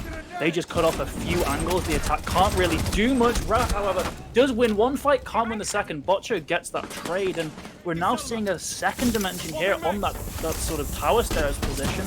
But still, the attack are very much focused on a single aspect of the bomb site. Again, Cap can do lots of damage with his fire charge, but not knowing about the position there of the floor. Is right on the corner. He goes for the kill, easy kill there on the Tachanka. But in the end, he's getting injured there by them. I believe it's the dog playing on the hallway, or might have been Messi, either way. But that's him being injured. He might still be able to be revived, especially if he will be able to crawl outside of the elbow position. There's no Capcan anymore who can shoot his fiery charges to take him out. So the revive is very much possible, especially with Centers going from behind, finding Botcho. It's all coming out of Vasi, who is now finding himself in a 1 versus 3 situation versus 2 players still standing on their feet. And Vasi got a lot of angles to watch, and he whiffs the shots, but eventually picks up that pick. It's now in the 1 versus 2 here, but I don't think that revive is going to come down. Vasi still potentially has been given a 1v1, but the air jab goes down, and Nacht picks up Bokuto, but are they prepared for the flank? I don't think they are. Vasi gets 1, but blinded fully. It's still a 1 versus 1 as Nacht has run all the way around to the other bomb site, getting that case down. Vasi throwing down a Wamai disc, potentially to stall any flashbangs, but he could potentially win this. He goes in the freezer, but Nacht reads into it. So, another round on the board for Frequency, but again, very, very close. Yeah, surprised Nut didn't go for the defuse there. He could have easily sticked it, but unfortunately that's not happening. But in the end, he did still manage to get the kill right there. So, right now it's an Entropy member leaving the match. Since I did pause a few times there on the side to just support Frequency a little bit, I'm just going to do the same for Entropy. Just make sure that we can check out what's going on for Entropy there. Because it would be nice if they can also play with 5 players. Yep. Yeah, you want a 5v5. It's just, especially we saw for the side of Frequency, it massively breaks down the entire sort of defensive hold if you suddenly are at that 1-man disadvantage. You can't afford to do basic things like hold a bit of extra map control or roam. You really have to focus those bodies on site unless you have immense confidence in your ability to get a pick early. In which case, go for it. Go for a roam. Try and get 1. But we're not hearing back from Entropy, so the tables have turned here. Frequency now have that man advantage going into this basement defense, and well, luckily for the side of Entropy, they've managed to change up their operator picks a bit. There's no dock being brought here, so we're seeing more sort of default operators. We've got that mirror as well to try and hold down certain positions. Mute just to slow down the attack a little bit, prevent them from getting full information on site. Vasi on the Wamai just to deal with the nades. It's very sort of, these are almost like your 4 kind of core defenders almost. They cover a bit of everything. You know, the intel denial, the nade denial, the wall denial, and the sort of the actual like denial of men there with the mirror window. So it's kind of a nice little equilibrium there of the defense of just one of every aspect. Still though, they've got a big task ahead of them to win this. 4 versus 5 immediately. The tables are heavily in Frequency's favor. There's no other way to put it here. Yeah, and unlike Frequency, its Entropy does go for the elbow hold, something that Frequency didn't do in that 4 versus 5 situation. And I think Team Frequency is just making use of it. They know that this is one of the weak spots, especially since Entropy is 1 man down, and they're just going to try to benefit from it. Full focus here on the side of construction, trying to go for blue, trying to put some pressure there, and eventually trying to find a way in. Force drones coming out, unfortunately not hitting the mark, getting taken out by the defensive side. And that's losing that bang out. Bangs go out onto the box position, and Yuki, he's fully flashed, so the attack could get some map control here, but they're just not to. Oh, that being said, Bokuto actually, he's just charging in the elbow position. Doesn't take out Yuki, but elsewhere, Butcher taken down. 3 versus 5. Yuki does claim that trade, and potentially 2 with the Nitro Cell. 3 versus 3 now, all even. Yuki a little bit low on health, but as is Wrath, Xenox takes out Yuki. It's all going down here on round 13, round 9, sorry. Yeah, round 9 is a 2 versus 3 situation where the Twitch trying to go for flank, but unfortunately getting found and getting injured right there. It's now full 2 versus 2. Still Vasi and Afla alive. Vasi playing here on the boiler room stairs, where Afla has just closed that wall, the big gap in their defense. And unfortunately, from both sides, just missing the shots. Could have become a kill from either side, but in the end, nothing happening yet. And with it still 1 minute and 30 seconds. Still 2 versus 2. Still a lot of work to be done on either side. But Afla here in the corner could be very, very dangerous. A couple of crucial shots missed, but Afla, he doesn't miss that. 2 versus 1 now on Entropy. They might just win this. The 4 versus 5 hasn't seemed to phase them. Shots well, but Wrath has that shield down. It's up to Vasi and Afla now. They finally break that mirror window just to give themselves a few more angles to take down this Osa. Electroclaw gets shot. Just a bit of a distraction there for the side of Wrath. He needs to try and isolate these 1v1 gunfights. And Entropy, they've kind of given them to him. They're very sort of disconnected. The Freezer player could be taken out, and Afla can't really respond. Vasi getting very aggressive, but again, missed shots for Wrath. The most important shots of this matchup, and he just can't land them. And Afla, he now seems to have sprung to life, getting out of that closet, and I don't think Wrath is going to read into how close Vasi is to the doorway. A swing goes out, he fakes it, but he's got no bullets, and only 15 in reserve. Afla shoots him through the soft wall, and Entropy, they somehow won it. Yeah, they did. They managed to work things around, and even though they started this round with a 4 versus 5, and with a 7-2 score, they have now won this match. And there was a bit of tomfoolery going on in some of those rounds. We saw people standing in fire and just checking their phones. But I think about that first round, that was a bit more sort of structured play. It certainly revived my confidence in Entropy after that first match of theirs. They've sprung back. They've shown that potentially it was just a brief sort of period of poor gameplay. They've really come back here. They're not letting a second sort of unknown team upset them this time, and that was a dominant win as well. So a very good way to show that you're back. Yeah, indeed. Entropy could really use this win because, of course, last week they lost their match. I believe it was MDF they lost against. And they lost. Even though they went to overtime, they still earned 1 point, but that's only 1 point. That's not that much. It just softens their loss a little bit. But now earning those full 3 points is certainly going to help them just to get a little bit higher in the group and still have a good chance to work things even further in the favor for the upcoming weeks. Because, of course, the group stage is running for a total of 5 weeks. This is only the second week coming to a conclusion for those teams. And there's still 3 weeks ahead of them, where still a lot of things can happen. Still a lot of things can change. Well, talking about today, we just have one more match coming to you very soon. It's Team Legacy by Avenger Gaming versus the Tracker Clan. 2 great teams that I'm very curious to see how they will do against each other, because those might be 2 very well-matched teams as well. But we'll just see how they also do in a very short break. So for now, we're going to have a break for about 15 minutes or so, and I'll be back and with the final match for today. So hope to see you all soon. Stay here, get a drink or whatever. We'll see you guys soon. Bye-bye. Bye-bye.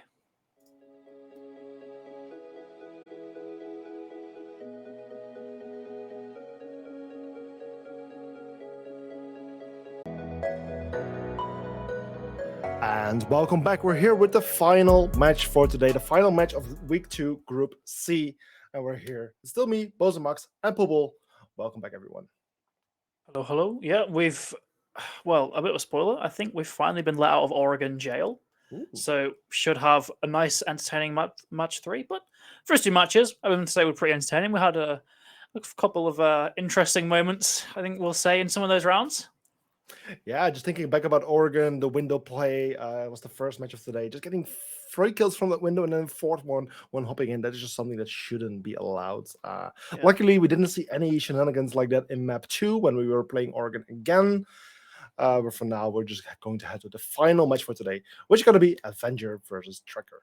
Avenger, I mean, you and me were already talking about it. What can we say about Avenger? Well, actually, not too much. I mean, there's another Avenger team out there, but that's a different team, so we cannot pull out those stats. The only thing we really know is what they did in the first week of this group, and I believe they played against Team Frequency, the team that we just saw the previous match, and they managed to win with a 2-7 score. So Legacy has been doing pretty well about Team Frequency, while Tracker lost against MVG Germany.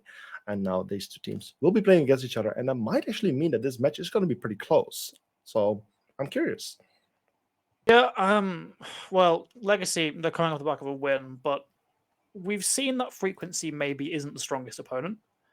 Meanwhile, Tracker, they lose to MVG, and that's kind of also like given today's result, a little bit more dire because MVG really didn't fare all that well against MDF, really. Their weaknesses were certainly exposed. So these are 2 teams that really potentially are on a kind of a downward sort of turn here, not doing too well in these groups. I mean, there's still a win on the board for Legacy, although it wasn't against like that strong an opponent. So this is really where you prove yourself this match, where you really sort of separate the good team from the bad team almost here. You see who really has the guts to stay in this group. Yeah, indeed, because in the end, I believe that ESA Cup Season 6 is one of the best seasons so far. I mean, the amount of teams that have been participating are very high-quality teams. Like, there's no terrible teams at all. Like, all teams do have a lot of talent. There's still a bit of differentiation between some teams, but in general, teams are good. And that's a first. I mean, last season, we had 32 teams, so that maybe also allowed a bit of the lesser good teams to be in there as well. But this season, with only 24 teams, if I say it correctly, we're having much better teams in general, which making the matches way more interesting. I don't think we have seen a 7-0 so far. There was one forfeit, which led to a 7-0, of course, but generally there hasn't been a single 7-0 so far, just 2 7-1s, and mostly, I mean, the most common scores were 7-3s and 7-5s and 7-4s, which are beautiful scores. So, this gives me a lot of hope that also this match will be a very close one. And as usual, we have done a Twitter prediction where we ask you viewers to tell us what you're expecting, which team you're expecting to win. So let's just take a look at what our community is expecting. I mean, surely Legacy, right? I mean, recency bias and all, but Tracker Clan, I guess, favoring the team that we have kind of knowledge on, the older face of the league, really. But I mean, compare that to like the MDF victory, where it was very much recency bias. MDF won their last one, so we'll vote for MDF.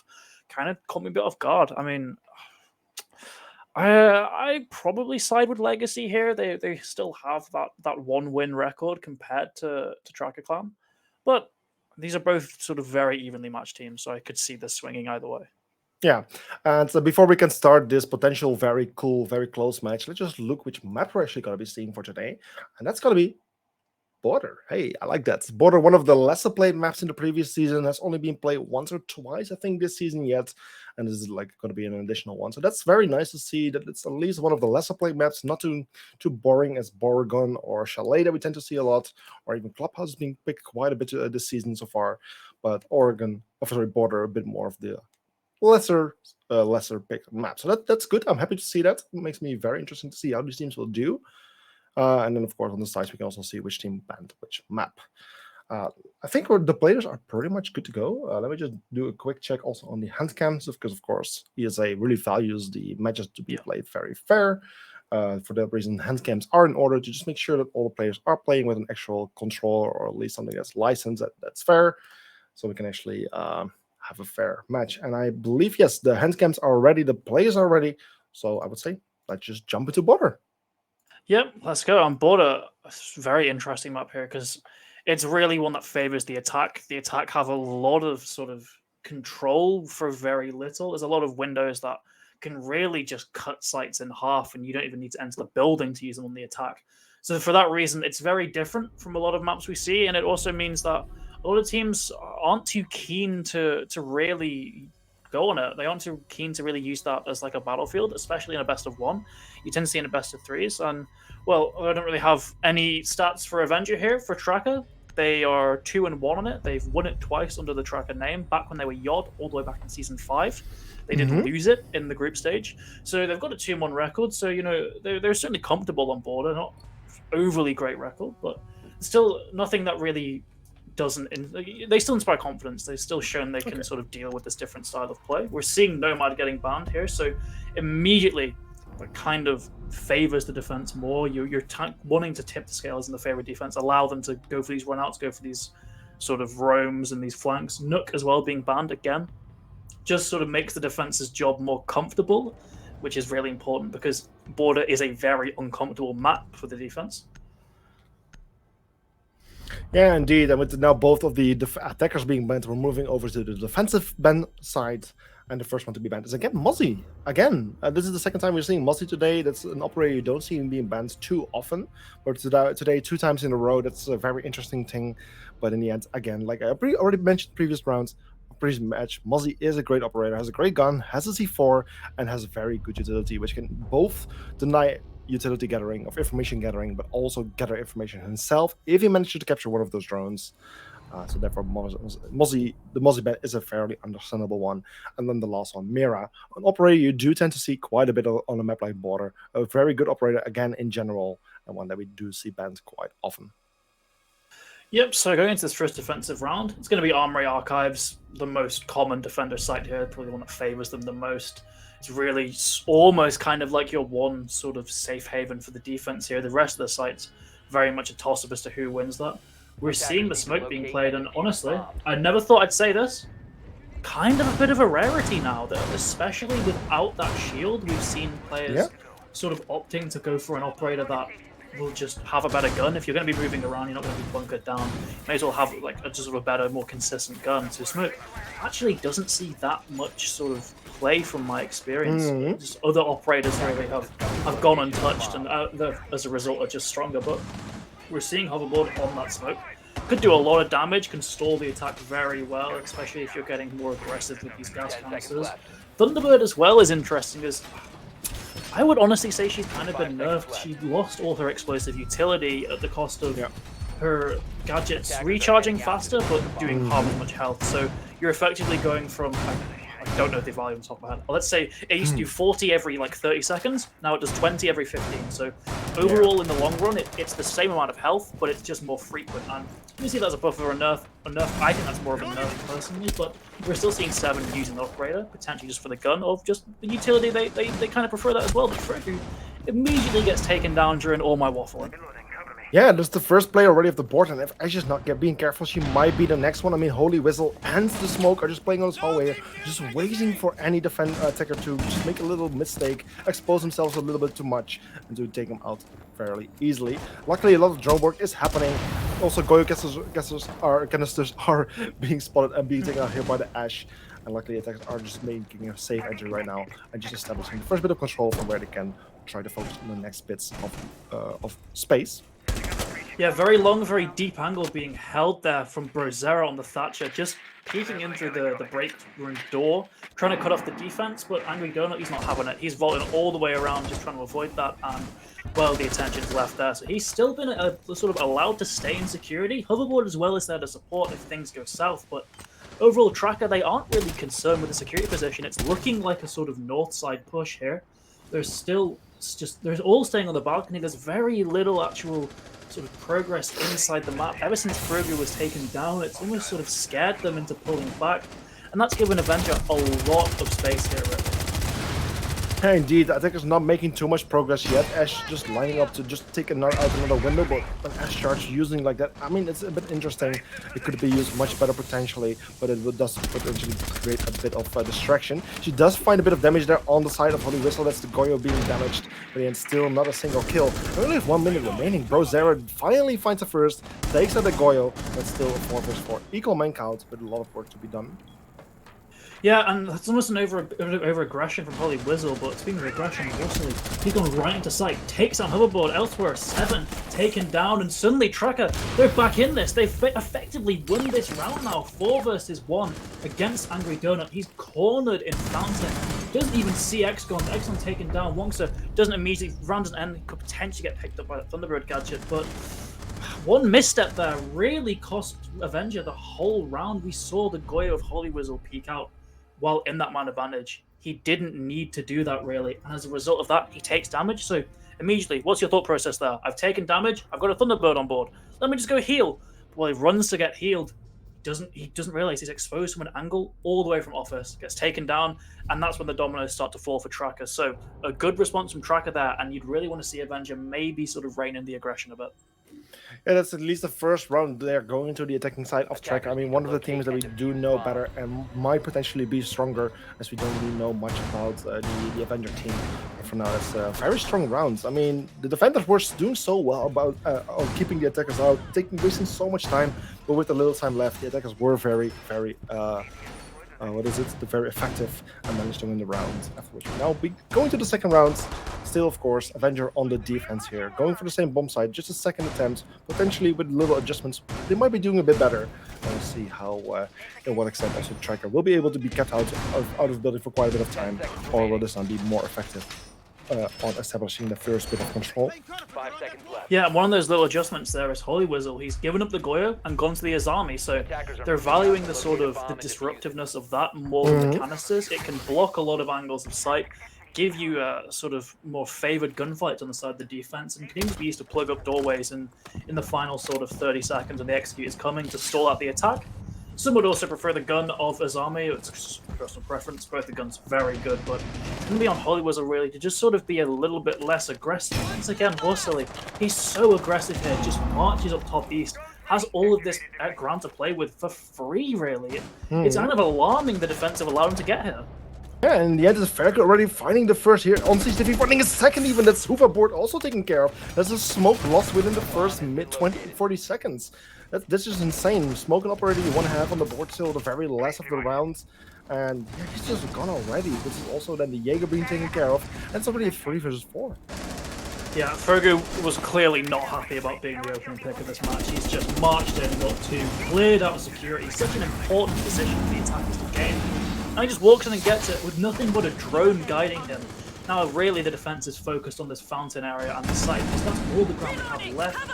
You know, Azami being used to plug open holes, but now the armory is getting opened up like Swiss cheese. The defender is boxed alone in sandwich, and nade comes out. It sings true. Fergu gets his 3rd on the round, finally taken out by a Volt, but he's only down, so could potentially get picked up. It's all on Holy Whistle and Step 7 here, but not even 7 can survive to the end of this round.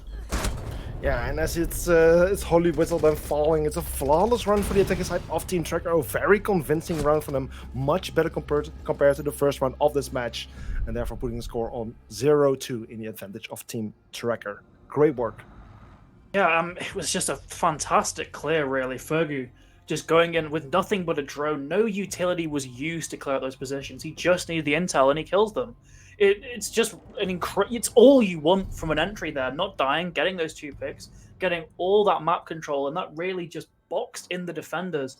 They were stuck in fountain, stuck in armory, nothing to really disrupt the attack overall. They could get that breach open for virtually free. All it took was the ace charges, and at that moment the round is won, really. They can continue to pressure site. They have got key areas on lock, and it forces Avenger here to go downstairs. They have to pick a weaker site because their upstairs holds have just not been up to standard, really. They lost in the late round in that first round, and they lost in the early round, round 2. They can't really get anything done properly, it seems, without an opening pick. No, indeed, and it's something for the defending side to really be working on. They're now going to a different bomb side, which does provide some new opportunities for them, of course, as this just will play out so differently. Of course, the verticality will also be a very big factor for this bomb side, as they can easily extend towards the top floor, and that's exactly what they're doing. The top floor is being reinforced. Likely some verticals will be prepared, and hatches might be opened, with one actually being reinforced. But this will allow them to defend from above and also keep the top floor out of the hands of the attacking team, who can easily use it to contest the bomb site from above, which will make it a living hell for the defenders to play on the side, which is therefore a very recommendable. Silly again is just so aggressive on his east position. He always seems to know it's clear, whether it's just drone work or he's reading into it, but he always gets such good control so early, and he's likely to just continue pushing, but Wonka finally takes him down there. Angry Donut gets taken out in response. Fergie with his 4th on the match. Just incredible play from him, and immediately, once again, a power position and security taken out. He's holding that metal door. He's essentially boxed out any defenders caught in armory here. Indeed, the 4 versus 4 situation with indeed Fergus in a very strong position. No one can even like help out Hoverboard, as the metal stairs is completely being covered. Hoverboard, however, being able to contest things quite a bit, doing a bit of damage here and there. Fergus also getting damage himself, but the gunfight will happen. But in the end, it's Bro, the Gridlock, finding the kill, and then Stealth for the kill there on Fergus, potentially getting a second from the side of Brozera. But no, it's still Stealth for the kill there on Brozera. Finding the kill, Stealth just barely making it out alive, but enough damage has been done. He got the kill, and it's now 3 versus 2. Yeah, all goes wrong for Tracker there. The trade just wasn't there. It allows 7, albeit on a tiny amount of health, to get away, and that still puts a lot of pressure on the attack. Holy Whistle, he knows there's a Claymore here, but he doesn't even want to push up. He's just holding the angle, but the drone's on him. This should be a free kill for Preezy, and that it is. 2 versus 2 once again. Health advantage now swings back in favor of the attack. 7 taking a very risky gunfight there, because even a single bullet on his body sends him into that down position. But he still takes it. He has the confidence, and ultimately, it doesn't pay off, but it doesn't actually get him killed either. Hexagon just loses, just can't quite hit the shots. And we're still in this 2v2 position, despite the health being so low on the side of 7. Yeah, indeed, this is going to be a very, very close round. There's 50 seconds remaining, and yeah, I mean, it's an equal lane count. The only thing working in the advantage of the attacking team is that Stealth is very low on HP, but at the same time, as the clock is ticking on, time will slowly start working in the advantage of the defending team, as they can just wait in the bomb site and let the attackers come at them, just hold the proper angles, and they will win the gunfights. So therefore, the attacking team needs to hurry up a little bit. Lots of pressure from above, which will make it very difficult for defenders to play on site. As the attackers are now relocating themselves, they will soon go for the execute. Front door's closed, so it gives away Preezy's position. Wonka takes a little bit of damage, but now he's free to retake vertical. The call goes out, he goes to the metal stairs and comes back down. 7, in fact, gets 2 on the round, despite being on only 5 HP. The real hero of the round for Avenger, and he brings them their first round of the map. Congratulations to 7, because he's really dragged them through that round there. I believe a 4K on the round. That would probably have been a 4K indeed. I mean, he's now in total of 4 kills, so that means he wouldn't have had any kill previously. Yes, correct. I'm just watching the stream back. He's just got his first kill on the stream. So indeed, he did get 4 kills. A beautiful cost kill during that round. And therefore basically saving his team and getting the first round on the board for him. So great work indeed. True MVP of that round. And it was just sort of indecisiveness that cost Tracker Clan that round. They had the 2v2. Incredible health advantage. I'm sure the intel would have gone that Frost is low because of that botched gunfight. So they immediately know that one of those players is not fully healthy at all, but they just can't seem to figure out what they want to do. They hold angles, but no one really presents themselves. They then decide that they're going to go through the window and through the door, but the door wasn't opened initially, so it immediately gives away the position of the actual take. And then no one seems to be clued in on 7's position at all. He's just in the corner of vents and gets 2 kills. Ends the round in favor of Avengers, so it was a nice play from Tracker. I really want to commend their drone usage and the overall intel of the team. They knew of that flank on these stairs. They were mostly good at getting trades, aside from the gridlock. But the late round just doesn't really work out well, and it allows Avenger to get that first round on the board. They're now going on this bathroom position, but it seems like there's been a bit of a blunder here. There's no reinforcement for the bathroom hatch, so that might cause a sort of late switch up in the overall position of these roamers. Yeah, the only good thing is that they will allow them to fall back to the hatch or contest the bomb set through the hatch. But one thing they need to be very careful of is that Virgo already has entered the building and has found hoverboard. That's the one might already being taken care of. A lot of utility there going down the drain as he will no longer be able to place it. And it's just a very first pick. Wonker on his way on the metal stairs to also try to contest his top floor as well to assist Stealth, who's playing here as well. Can potentially help him to hold the top floor a little bit longer. Yeah, Stealth is in a very sort of difficult position here. Immediately there's a cut-off held from break. Shots with, but Fergo, he's getting very aggressive here. Holy Whistle, elsewhere, does get a nice pick with the C4, but that's also utility that you can't use for the execute anymore. And a beautiful double swing there from Tracker. Delete Stealth from the top floor, and it's all on Wonker and Holy Whistle Donut now. No more roaming on the top floor. They finally cleared that floor, more than half the round left. So very good pace from Tracker Clan here, and they can begin to formulate this execute. And Tracker Clan having a very good attack here and in a very good position now to just open up those walls, create some verticality, play some of those OSA shields in key positions, and with every single defender downstairs, they just know where to look. The top floor is completely clear, potentially still the C4 from Wonkers, but can do a bit of damage, and of course those verticality also worked in both ways. The defenders can still look through those and try to do some damage or get even a kill, but for now the attacks are in a very good position. I think I saw Angry Donut deploy a castle barricade there on the lobby door. I think I saw someone barricade something. I think, unless my eyes are just playing trick. I might just be completely waffling here. I saw some strange animation. It might have been like a mispress, but I was going to comment on that. But there's no castle barricade there. But one thing to comment on Avenger, they're still very sort of spread out here. That we're in the last 45 seconds and there's no proper site defense. Holy Whistle holding a hatch. Donut in the corner of sight. Meanwhile, what's happening? They're planting, Max. What's happening? And defenders are just nowhere to be found, and one by one they're just getting taken out, and it's all coming down to Holy Whistle, who's playing close to the bomb site, but not inside of it. And just too late to contest anything. The diffuser has been planted, and he finds himself in a 1 versus 4 situation. Gets damaged by an insane amount, and then gets taken out. Meaning this round will be won by the attacking side. Team Tracker adding another point, putting the score on 1-3. The defensive positions during the execute is something you'd see at the start of a round. It was very spread out. If you just tuned in then and for whatever reason the top of your screen was covered, you'd think, okay, we're in the first minute, we're just setting up this roam. No, that was the time for the defense to really be focusing on the site. There was a late flank that was instantly shut down because of the man count advantage. Elsewhere, like players getting down on site, and it's all of the Holy Whistle who's not even playing on the actual bomb site and just taking down post bomb. It was indeed. Strange calls coming out from the side of Avenger there on their defense, and that gives Tracker Clan their third. So immediately they've not lost the half; they've officially tied the half. One more and they've won it, and that's just going to spell like disaster for Avenger really if they just let Tracker run away with this. And to get back to one of your questions in the previous round, you weren't tripping the Castle Barricade. I think Castle was indeed doing something. I think he didn't place the Castle Barricade, but I think he removed one in the end. He suddenly had one Castle Barricade in his pockets, so I guess it was the animation you saw of him removing the barricade. Potentially to create like a new flank route or to create an option for one of his teammates to fall back or whatever.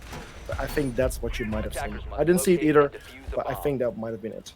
Then that also sort of brings up questions with what was that defensive setup. Wonka getting very incredibly aggressive here, does get it down, but he's taken out by Warsully. He gets too confident and then sort of almost botches his movement, I guess, doesn't run back in time and is taken out. What are you doing, Avenger? It's a beautiful attempt, but one that is completely backfired. The only positive thing to take from there is that Virgo is extremely low on HP, and one bullet will easily take him out. Also, the smoke canister can be absolutely disruptive, can be destructive to him. But besides that, they haven't really accomplished anything besides losing one of their players, who plays most of the utility really, but still, it's one less player to play playing with, which will seriously hurt their defense. The good thing for Fergo here is he has those nades. He could play vertical or he could play from the roof. I think he might be planning for nade security. Plays out of position, sees there's no one in there with the nade, then almost gets caught in a gunfight with Angry Donut. So he still has to be wary of these roamers. Meanwhile, Stealth taken out by Warsully, so still Tracker Clan thoroughly the favourites for this round. They're just beating on the doors of the side. Again, the OSA shield spotted out. Holy Whistle takes a bit of damage, and well, again, these fast clears are coming out from Tracker Clan with no real opposition from Avenger. Hoverboard, though, it's a nice kill on the Osa there, so he kind of brought them back into this round, reclaimed Fountain, and is applying pressure onto security. Yeah, kills you don't expect to go in the favor of the defending team, but luckily doing so. Still 3 versus 4 with attackers being in a very good position to go for and execute anytime soon. Just one player laying inside of Armory desk could easily try to disrupt the plans if they don't know about his position, as the Ace might soon make his way inside of the bomb site. Yeah, there he goes inside. However, the Jaeger is still laying there and gets taken out in the end. It's Holy Whistle and Hooverboard, the only ones left standing, gets taken out. Hooverboard all left standing, finds Warsaw, takes him out, but he's still in a 1 versus 3 situation. Plans going down from the Ace, and he needs to disrupt that and find 3 players, and this will be absolutely difficult. Yeah, Hooverboard, it's effectively unwinnable. The rest of this round is just a formality. 1 versus 3 with the smoke. He has 1 canister in pocket, but he just doesn't have the ammo in his magazines to really do this, and well, Tracker can't know this. They've split up themselves wonderfully. Fergu gets yet another pick, a fantastic player, and shuts down the whole defensive half to the side of Avengers. 5-1 to Tracker. Just incredible. Don't listen to me. It's there's been a lot of action here. A lot of action. It's a bit hot in the UK as well. I'm just bringing out all the excuses here, but it very much could easily go as 5-1 Tracker. They've just looked unstoppable in these roam clears and these executes. They always just seem to know where Avenger are playing. The aggression from Avenger is nice, but it's also just read into perfectly. We see just when Worsley is going into the building, he's pre-firing angles. He knows that Avenger are going to try and claw back that man advantage, and it just doesn't work out well for Avenger at all here. So just really good play from Tracker Clan here. Am I saying things right if this is the bomb site that in the end was won by the side of Avenger? Yes, it was. Yeah, Stealth got that 2k on 5 HP. So yes, it was really close, and it probably shouldn't have gone the way of Avenger either. Yeah, and I mean, he hasn't got a single kill since that round, so this is an opportunity to still win a round for the team if he does just as well as the last time they played on this bomb site. So it's about time for Avenger to at least win one more round to still turn things into 2 versus 4 score, which still provides some opportunities for once they go into the roll swap. But if they will lose this round, it's pretty much over for them, and the chances of still reclaiming that will be very, very low. We're still seeing quite an extended round from Avenger here, so they're still very much focused on stopping them from gaining access to the site here. But there's no one here to stop Fergu, so if he's given security for free yet again, it could be a big problem. Hooverboard, though, finally, we see another opening pick for the side of Avenger. Warsley, another just titan of this Tracker Clan attack, taken down. He's in a very aggressive position here. Could potentially catch Fergu off guard if he isn't prepared for it. And if he can shut down Fergu here, that is just brilliant for Avenger in this round. Yeah, indeed. Meanwhile, there's some of the defenders playing very aggressive. Legion making his way up the top floor, and he does find Fergus. Just the perfect timing, or very unfortunate timing there for the attacking side. But it's a beautiful kill there for Legion, but getting a bit too aggressive, playing in that same position, trying to pull off the same thing. It's getting a little bit predictable, and he does get taken out there by XCON, the Buck. Brings us to a 4 versus 3 with still 2 minutes on the clock. Only 1 minute has passed by, and there's already 3 people losing their lives. Potentially another one getting added to that count very soon, but for now, it's the attacking side in the lead. Yeah, you hate to see those shots being missed, because that very much could have been a 3v3, but Hooverboard gets 2 beautiful picks! 4 versus 1 for Preezy now, thanks to the heroics of the Warden player. He's stuck on these stairs now. He has to try and isolate some of these gunfights, but he's going all the way around on the catwalk, gets another on the round. I think it's a 4K, I'm not too sure, but no matter how many he ultimately got, just a brilliant gunfight on the top medal for that player. Yeah, it was a 4K indeed. He wasn't 2 kills before the start of this round, so that was a 4K indeed. Good call. Quad kill there for Hooverboard. A great player.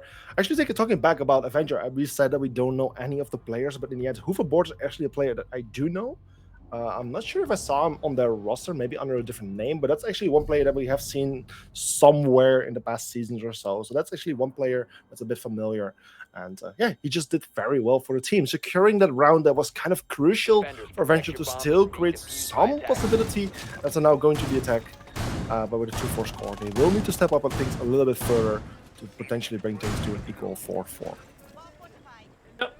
Well, Avenger proved me wrong. It is a 4-2 half, so it's not the end of the world. They're going on to the attack, the much more favoured side. I think most people would agree here. So it's going to be up to Tracker to see if they can keep the ball rolling, stay strong even on a side that isn't most favored. They're going to the Armory, which is actually sort of the most defensively comfortable site here. There's a lot of positions for them to play, but security doesn't seem like much care is being put into that. There is a rotate, but a lot of utility being placed elsewhere. They could just place Worsley on an island there just with his own utility to defend himself. Unsure currently, because you do need a player in that position to really shut down the push.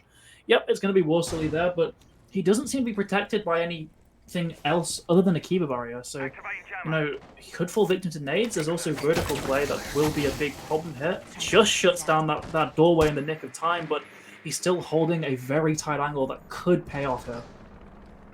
Another tight angle is here coming from Stealth, already watching one of those windows, almost potentially finding someone while crossing in the office side.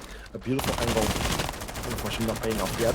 Meanwhile, also Jekyll is on the board. He's being played by Holy, which is a strong operator to be brought. I'm not sure in what extent there are any roamers really off-site, like downstairs. No, there's not a single player downstairs, so the Jekyll might not fight anyone soon. But Hoverboard does get the first kill, takes out Worsley, who again, like you already pointed out, wasn't a bit of a tight situation, a little bit under-defended position, and gets taken out in the process. Yeah, and getting security, brilliant here for the attack. Another pick on top of that by Stealth is even better. They've now got just total control, basically, other than Fountain inside itself. It's up to Fergie here. Heroics to be played, but he can't get the pick. So, once again, sort of the players of Avenger have slipped away. They're still on full man count, a bit of health dropped, but they're just so heavily favored going into this execute. They've still got nades. They've still got EMPs, and all three Jackal sort of gadgets just to apply a bit more pressure onto the defense. Polywizzle could be looking towards a gunfight, but it might actually be stealth instead. They're just battering down the doors of the site here, destroying the walls and really just pressuring the defense. Fergie does find one. So that's a good start. Treasy as well, but Fergie does get shut down by Polywizzle. And suddenly it's become a lot closer heading into this execute. Yeah, it's a 3 versus 2 situation with 1 minute and 10 seconds on the clock. Lots of time for the attacking team to still work with. I mean, they can still gather information. They have a Jekyll on the board. They have a Yana with nades even still. They have Thatcher EMP nades. They have the pitching charges. And they have Holy just finding Priest there from behind, not expecting the Jekyll. However, Excellent does find a kill there on the Donuts. But also taking out Holy Whistle. That's a double kill there from the Mute, turning things into a 1 versus 1 situation. It is the Yana, however, has a nade, can scout ahead.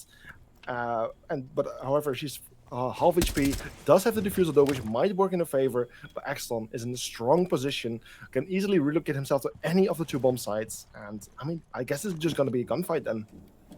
Yeah, they just miss each other, but XCON now knows where Hoverboard is, and a fantastic 1 versus 3 from XCON there, and just incredible play, great use of utility, great gun skill, and Avenger.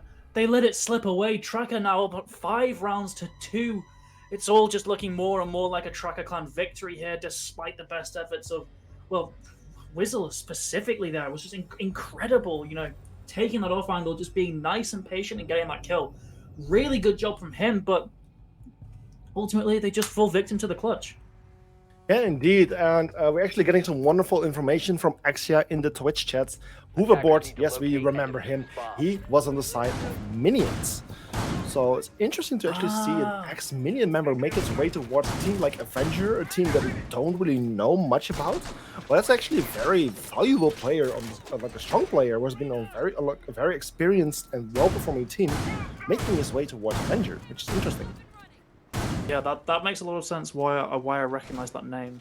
Because Minions are a very, very strong team who just narrowly missed out last season, so it does make sense. I did think I might have recognized that name just from the odd viewing. Sorry? Just from the odd viewing, I was saying. Yeah.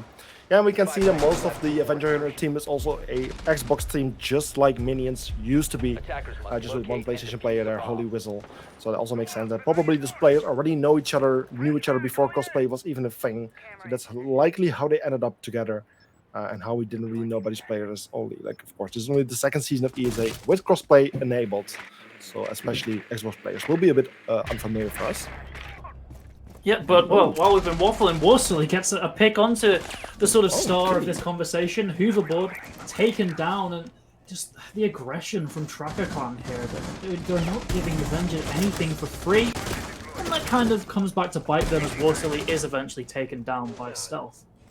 Yeah, as usual, the members of the defending side are just getting a little bit too aggressive after getting that first kill and then getting picked off. So it's now 4 versus 4, but Axgon is still playing in Archives, and this is a very tricky situation. He could be trapped any second from each side. Luckily, there's still one player in armor, and he finds a kill there on stealth, takes out one of the attackers, but there's still one more on the hunt. I believe the Jackal is trying to find him, but finds the Valkyrie instead. That's Valkyrie taken care of. A 3 versus 3, but still, there's one player upstairs here, another one on the way through metal stairs, but unfortunately doesn't find any bit of damage. He also barely makes it out alive himself, as he could have been easily taken out there. And there's Wonkers, sorry, on the way to try to attack the armor sides, where the Jackal finds Rosera and takes him out.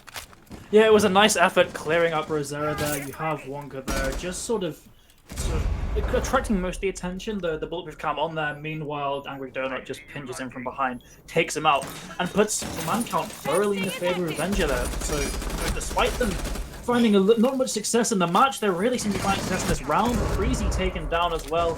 Fergu, the sort of star of the show in a 1 versus 3, he sprints towards Wonka, but Wonka takes him down, and Avengers, they put up another round on the board. Yeah, Avenger not giving up yet. I mean, they were down 3 rounds, but just closing the gap by another round.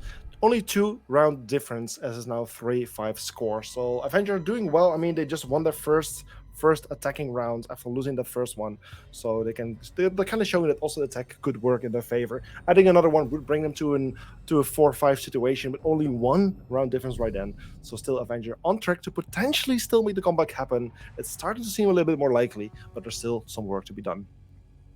Yeah, Tracker they really need to focus on the final sort of portions of the round there. Don't give away picks sort of for free, and once you've wasted a bit of time, also don't be afraid to just drop back to site. We saw, I think it was Bro and the Jaeger was lingering in Armory for a long time with no support, and ultimately it just, despite wasting a lot of that time and draining a lot of the time out, it just didn't really work out in the favor of Tracker Clan there. So you might want to just consider conserving your life a bit. You know, the roam doesn't have to fully get a bunch of kills and waste a bunch of time. If you just disrupt them a bit and fall back to site where you're in a more secure position, you've got more utility around you, you could still very much win the round. So I'd like to see Tracker learn from that mistake, because you don't want to go to 4-5, because suddenly it becomes a lot more doable for Avenger there. They gain their confidence back. They're only a round away. And things continue to slip. You're on 5-5, and then potentially you're facing down match point at 6-5. So Tracker really have to sort of stop the momentum now, get this defensive round win on the board. Yeah, and with that the previous attacking win still on the mind, Avenger is now making their way towards the building to just try and get another one of those rounds. Jan already trying to go for a very early engagement, throws a nade, but Midas saves the life here of Fergu. But the second one is being thrown, does do damage, but unfortunately not enough. But on the other side, it's Axgon actually getting their first kill, taking out Stealth, one of the star players on the side of Avenger. So unfortunately, Dokiri lost before she can even do make any bit of impact.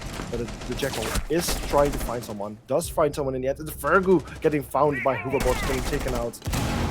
Things get equaled out again. It's now back to a 4 versus 4 within the first minute. Yeah, a lot of early action in just the early round here, especially on that second floor. The attack pretty good at this roam clear. They've once again taken security, but Armory is still a bit of an issue. But elsewhere, Holy Wizard going incredibly close to the site. He even has a deep angle he can hold if he wants to. Gets a spot of Warsilly, but doesn't re-aggress. Chooses to rotate around and get this front door open to potentially provide options like later on in the round. Once again, it's X1 this time. Alone on Armory, he has to win this fight, and he doesn't. Another player just given away for free on this top floor, and that puts Avenger yet again in the driving seat of this round. Yeah, 4 versus 3 with Avenger indeed in the driving seat. They're still in a very good position, and they still have plenty of time to work with as the attacking team. Holy Whistle with a kill in Warsley even makes even more possible for them, as it's now all coming out to Prezi and Brozera in this clutch situation. A 4 versus 2, 1 minute and 15 seconds, plenty of time for the attacking team to work with. And as Hoverboard gets another kill there on Brozera, it's all coming out to Prezi in this 4 versus 1. Finds one, takes a Hoverboard, potentially finds a second. Yes, he does. That's the donuts taken care of. 2 versus 1, but that's just getting a little bit too much right now. There were still 2 players in a very close proximity. Take him out, get the kills, and it's Avenger taking another attacking round and putting the score on 4-5. Only one round behind their opponents. Yeah, things are getting a bit scary for Tracker now. They're 1 round from equalizing, and sort of a bit of momentum is building in the Avenger camp here, so they have to shut it out. Luckily for them, they've got Armory lockers available. If they win this, they got a match point, they're a lot more comfortable, and they at least secure 1 point from this match. But they still have to win the round. And their defenses have been explosive. There's been a lot of sort of exchange gunfights, but ultimately, they should have lost this side, right? It was all up on that 1 versus 3. You can't rely on that. So things are actually looking quite grim for Tracker here. They haven't really had a confident defensive win at all. So this is really Avengers' chance to tie up the round count here. They've been incredible on this attack here. They're moving as a group. They're pinching well. They're using their man advantage well. It's been very nice to see, especially considering that they had such a rough deal with it on the defense. But the tables have really turned here. Tracker's defenses have just not been up to standard. Again, they've only won 1 from 1 versus 3, so Avengers could very easily take this, even out the man count, and give themselves so much more space here. Yeah, indeed. I'm just trying to think back. What again was the poll outcome? I don't know exactly. Do you know it by any chance? The community one. Yeah. It was 41 for to Avenger 41 and to 59. 59 for Tracker. Yeah. So a lot of people could potentially be wrong if things keep going this way. Yeah, indeed. And things are already starting to pop off again in the advantage of Avenger doing already first bit of damage on the Valkyrie. Was potentially getting a little bit too aggressive right there, but luckily for her, she is still alive. With still a bit more than half of her HP, can still do lots of damage, and basically just get out of a very very dangerous situation right there. Yeah, but I mean, there's still just a lot of map control so early on for Tracker here. For Avenger here, even Tracker just aren't putting up much of a fight. Security looks to be being gotten for free here, and Hoverboard takes down Sully, who's had a right rotten time on the defense. XCon as well taken down. And once again, a 5 versus 3. It's all going wrong for Tracker in this early round. It is something Tracker can absolutely not use. This match could be equalized in terms of score very, very soon if they're not too careful. The opponent has a clear man advantage, 2 more members alive on the side of the attacking team, and only 3 defenders left standing. The things could get very difficult. Parisian trying to help out Brozera, but at the same time leaving out his teammate Fergu, getting taken out. Also Brozera losing his life. It's all coming down to Parisian, but he's getting found as well. A flawless run for Avenger, and Avenger's really starting to pop off here on the attacking side. And it has equalized things now. It's a 5-5 score.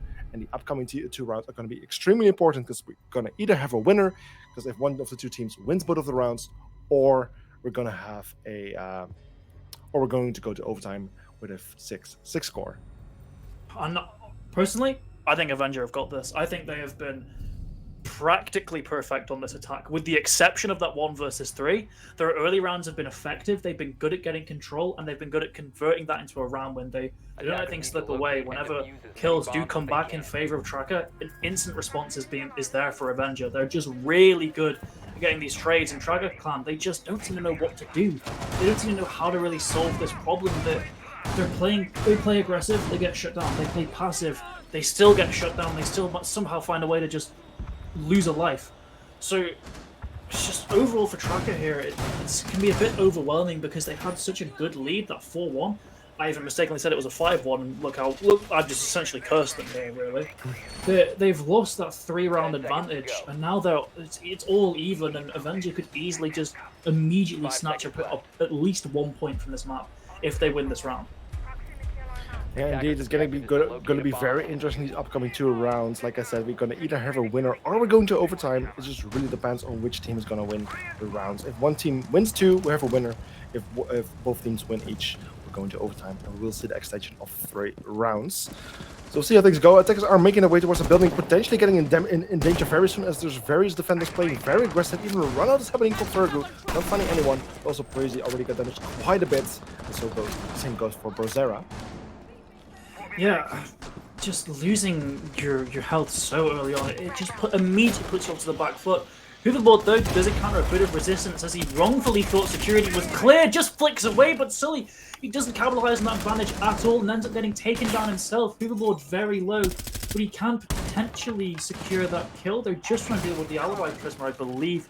I'm sure they even know if Sully's down. He should have seen him in the peripherals. Elsewhere, though, Holy Whistle gets that pick, and we are once again on a 5 versus 3. The early rounds continue to be catastrophic for the side of Tracker Clan here in round 11. Trucker again struggling extremely much. It's a 5 versus 3 situation with 1 minute and 50 seconds on the clock. There's Vergu, however, coming up the eastern stairs, potentially having an opportunity to go for some nesting kills, as both sides suffer one casualty. He does finally find one. That's Holy Whistle taken care of. He might find a second one on 90, but unfortunately, the player just slips away, and the ace comes into the rescue, takes out Vergu, and it's all coming down to Axgon. The lonely mute on the side does have his E4, has the SMG in hand, and there's 3 players to be taken care of which Hoverboard is very low on HP. The Jackal still has lost some, and the ace is still full. Max, you got that feeling of deja vu? Well, get rid of it right now. X-Gon, he doesn't make magic. Lightning doesn't strike twice. 1 versus 3 is but a dream. And Avenger, they've locked out a point from this map. A map that looked so bad for them to begin with on that defense, but their attacks have just reinvigorated them with this new life. And if they keep this momentum, they're going to win at 7-5. Fantastic comeback from them. But Tracker Clan really, this is panic stations for them. The only thing I could maybe say, because this has been just really a bizarre change of form from Avenger. Potentially Tracker Clan, use your man to sort of play together more. We've seen a very sort of spread out run from Tracker Clan there, and they always get taken out in these 1v1 engagements. So potentially play together, play for trades, just try and really cause a lot of damage to the side of Avenger. But apart from that, it really does seem a bit hopeless for them. Yeah, and after Team Tracker lost 2 rounds in a row on the same bomb site, they've now decided to go to a different one. They're going back towards the ground floor, ventilation versus workshop. And that's the bomb site that we're going to potentially see the final round of this match. It really depends on what Tracker is going to do. If they manage to finally work things around and finally break that 4-round win streak of Avenger, then they will turn things into 6-6 and we will go to overtime. But currently, it's Avenger on the 4-round win streak, seemingly unstoppable. And yeah, if they just continue their aggressiveness and their success, they will end things right here and right now. Yeah, once again, we're seeing the south hit towards security, towards east stairs from the side of Avenger. They want to get in the building as quickly as possible, just to give themselves a nice big advantage in this round clear. And just immediately Hoverboard charges into security. He's just clearing out everything. No Gemini replicator even needed. They're holding these put-off angles. They've also got vertical control here. They've shot down those Capcan traps, really just destroying this entire setup from Tracker Clan here. Thing to note, it is a basement, a ground floor defense, not a armory defense. But these 2 sites kind of play together very similarly. You're going to be relying, hopefully, on a sort of a hold of the upstairs. But he gets pulled out here and doesn't even manage to get a single pick. The Jackal just gives the game away. And once again, it's just like clockwork. Tracker Clan playing at a man disadvantage in these defensive rounds. Yeah, a little nice attempt from Tracker, but just not working out, especially with that Jackal on board.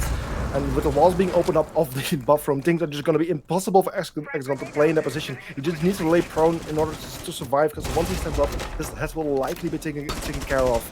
And with Priest also getting a bit of trouble here near customs, he will need to fight for his life anytime soon. Potentially, he could be gifted with a pick there, though. It's a very off angle. Meanwhile, X gone through all the chaos, gets rid of Holy Whistle, but the wall is open directly to his left. If one can place this right, he can pull in, get a free kill onto X-Gon, who's prone here in such a bad position, but Wonka gets taken down by Wolfsilly elsewhere, though. Hoverboard does take out Fergu, but he's not aware of this player in the office position. As I say that, Preezy swings out elsewhere, X-Gon taken down. It's Wolfsilly in a 1 versus 3. He has to sort of copy the heroic antics of X-Gon to keep this team in this map. Yeah, indeed, the 3 versus 1 situation. Again, that 3 versus 1 that we've seen so many times, and in the end, it's Tracker, the last Tracker member, being taken care of. The round goes to Avenger, a 7-5 score. They take the win. Just fantastic comeback from Avenger there, down 4-1 to start off that map, but they just come back. As I said, the attacking round really made all the difference. They were just a different team there. Their gun skills seemed to get better, their coordination as well. It was all just incredible, but you've got to shout out Hoverboard there. He really just took things into his own hands on that entry roll, just pushed in, won gunfight after gunfight after gunfight, and it was just incredible to see. Just such a change in form. Yeah, that's the comeback of the ages from coming there from Avenger. I believe it was 5 rounds in a row they managed to win there on the attack. Attack absolutely, absolutely favoring them versus the defense, where they only managed to get 2 rounds in total. So a beautiful, beautiful play there, beautiful comeback when you wouldn't expect at the point. I mean, in the worst moment, it was a 4-2, no, 4-2 score. The 4-2 score was the worst moment they have been in, and yeah, I mean, just this comeback just completely turns things around and completely changes our image of Avenger because they turned out to be a really, really good team. Yeah, it was just the sort of mental fortitude as well on display there. It's just incredible. It's the signs of a great team. I'm certainly going to sort of be keeping an eye on them. So Yeah. sort of like I'm not going to be doubting them as I was going into this, because they were fantastic there. They Yeah. really just showed great initiative in that comeback. It was incredible. Yeah. And with this match being done, we're going back to our studio. Lovely to be back here in Ohonex's basement in Switzerland. And yeah, we're just here in the beautiful studio. So we had 3 beautiful matches today. Let's just recap them real quick. We started out with, I'm saying here, I'm going to recap him, but then I don't remember them. That will be very Oregon, I useful. know that it was. Yes, we started with a double Oregon. Was actually MVG Germany versus MDF, which in the end, it was MDF taking the win with a 5-7 score. Also, one of the things you might have fully expect. Like MDF, yes, they did great against Entropy in the first week, Yeah. so there was a bit of expectation from them. But MVG Germany, also a great team. Yeah, 5-7 score is still decent, but there were some interesting moments happening during. I would definitely recommend watching that if you hadn't. Yes. There was some interesting rounds of Siege being played there. Yes. So that was the first match of the day. After that, we went to Entropy versus Team Frequency, which was a bit more one-sided match. Again, Oregon, but it was a 7-2 match going to Entropy, who could really use the points after they lost the first week in the overtime, only earning that 1 point. So now adding another 3 points to their account, they will have 4 points in total. And then this final match, again, a beautiful and interesting match once more, something we love to see. I mean, I'm very satisfied about the match we have been seeing today. Another 5-7 score in the favor of Avenger. They won with a 7-5 score on Border. Also seeing Border, great thing, but that was a very interesting day for today. There's also one other fun fact I actually want to bring up. Right at simultaneously with this match, there was also a Fire League match, basically like German side of console Siege, and there it was a match between E-Wave and Team Misclick. 2 teams that also are in the ESA competition in different groups. However, I believe one is in Group A and one is in Group B, but it was an E-Wave winning with a 2-0 against Team Misclick. So that's also interesting to remember. Yeah, potentially a bit of foreshadowing for playoffs if those Yeah, teams indeed. both make it out of their groups. Yeah, there's a good chance that both teams will indeed make it towards the playoffs. Team Misclick a little bit struggling in the recent competition that we have seen them. So I'm very curious to see how things will go for them. But E-Wave making their return and so far doing pretty good as well. Because I believe here in ESA, E-Wave is in Group B. And they have, of course, played 2 matches so far, of which they won one. They won against Cook and lost against Minions. So yeah, that's an interesting fun fact right there, coming from the side of Fire League. But that's basically it for today. We do have another match of another Playday coming up next Sunday, and that's going to be Yacht versus Synergy, P100 versus Panta, and Tropics versus Pulse. So that's coming to you on Sunday. Again, will be streamed on this channel, so make sure to tune in. And for now, I want to wish everyone a great evening. I hope you have a great weekend, and we'll see you all back on Sunday. Bye-bye. Bye.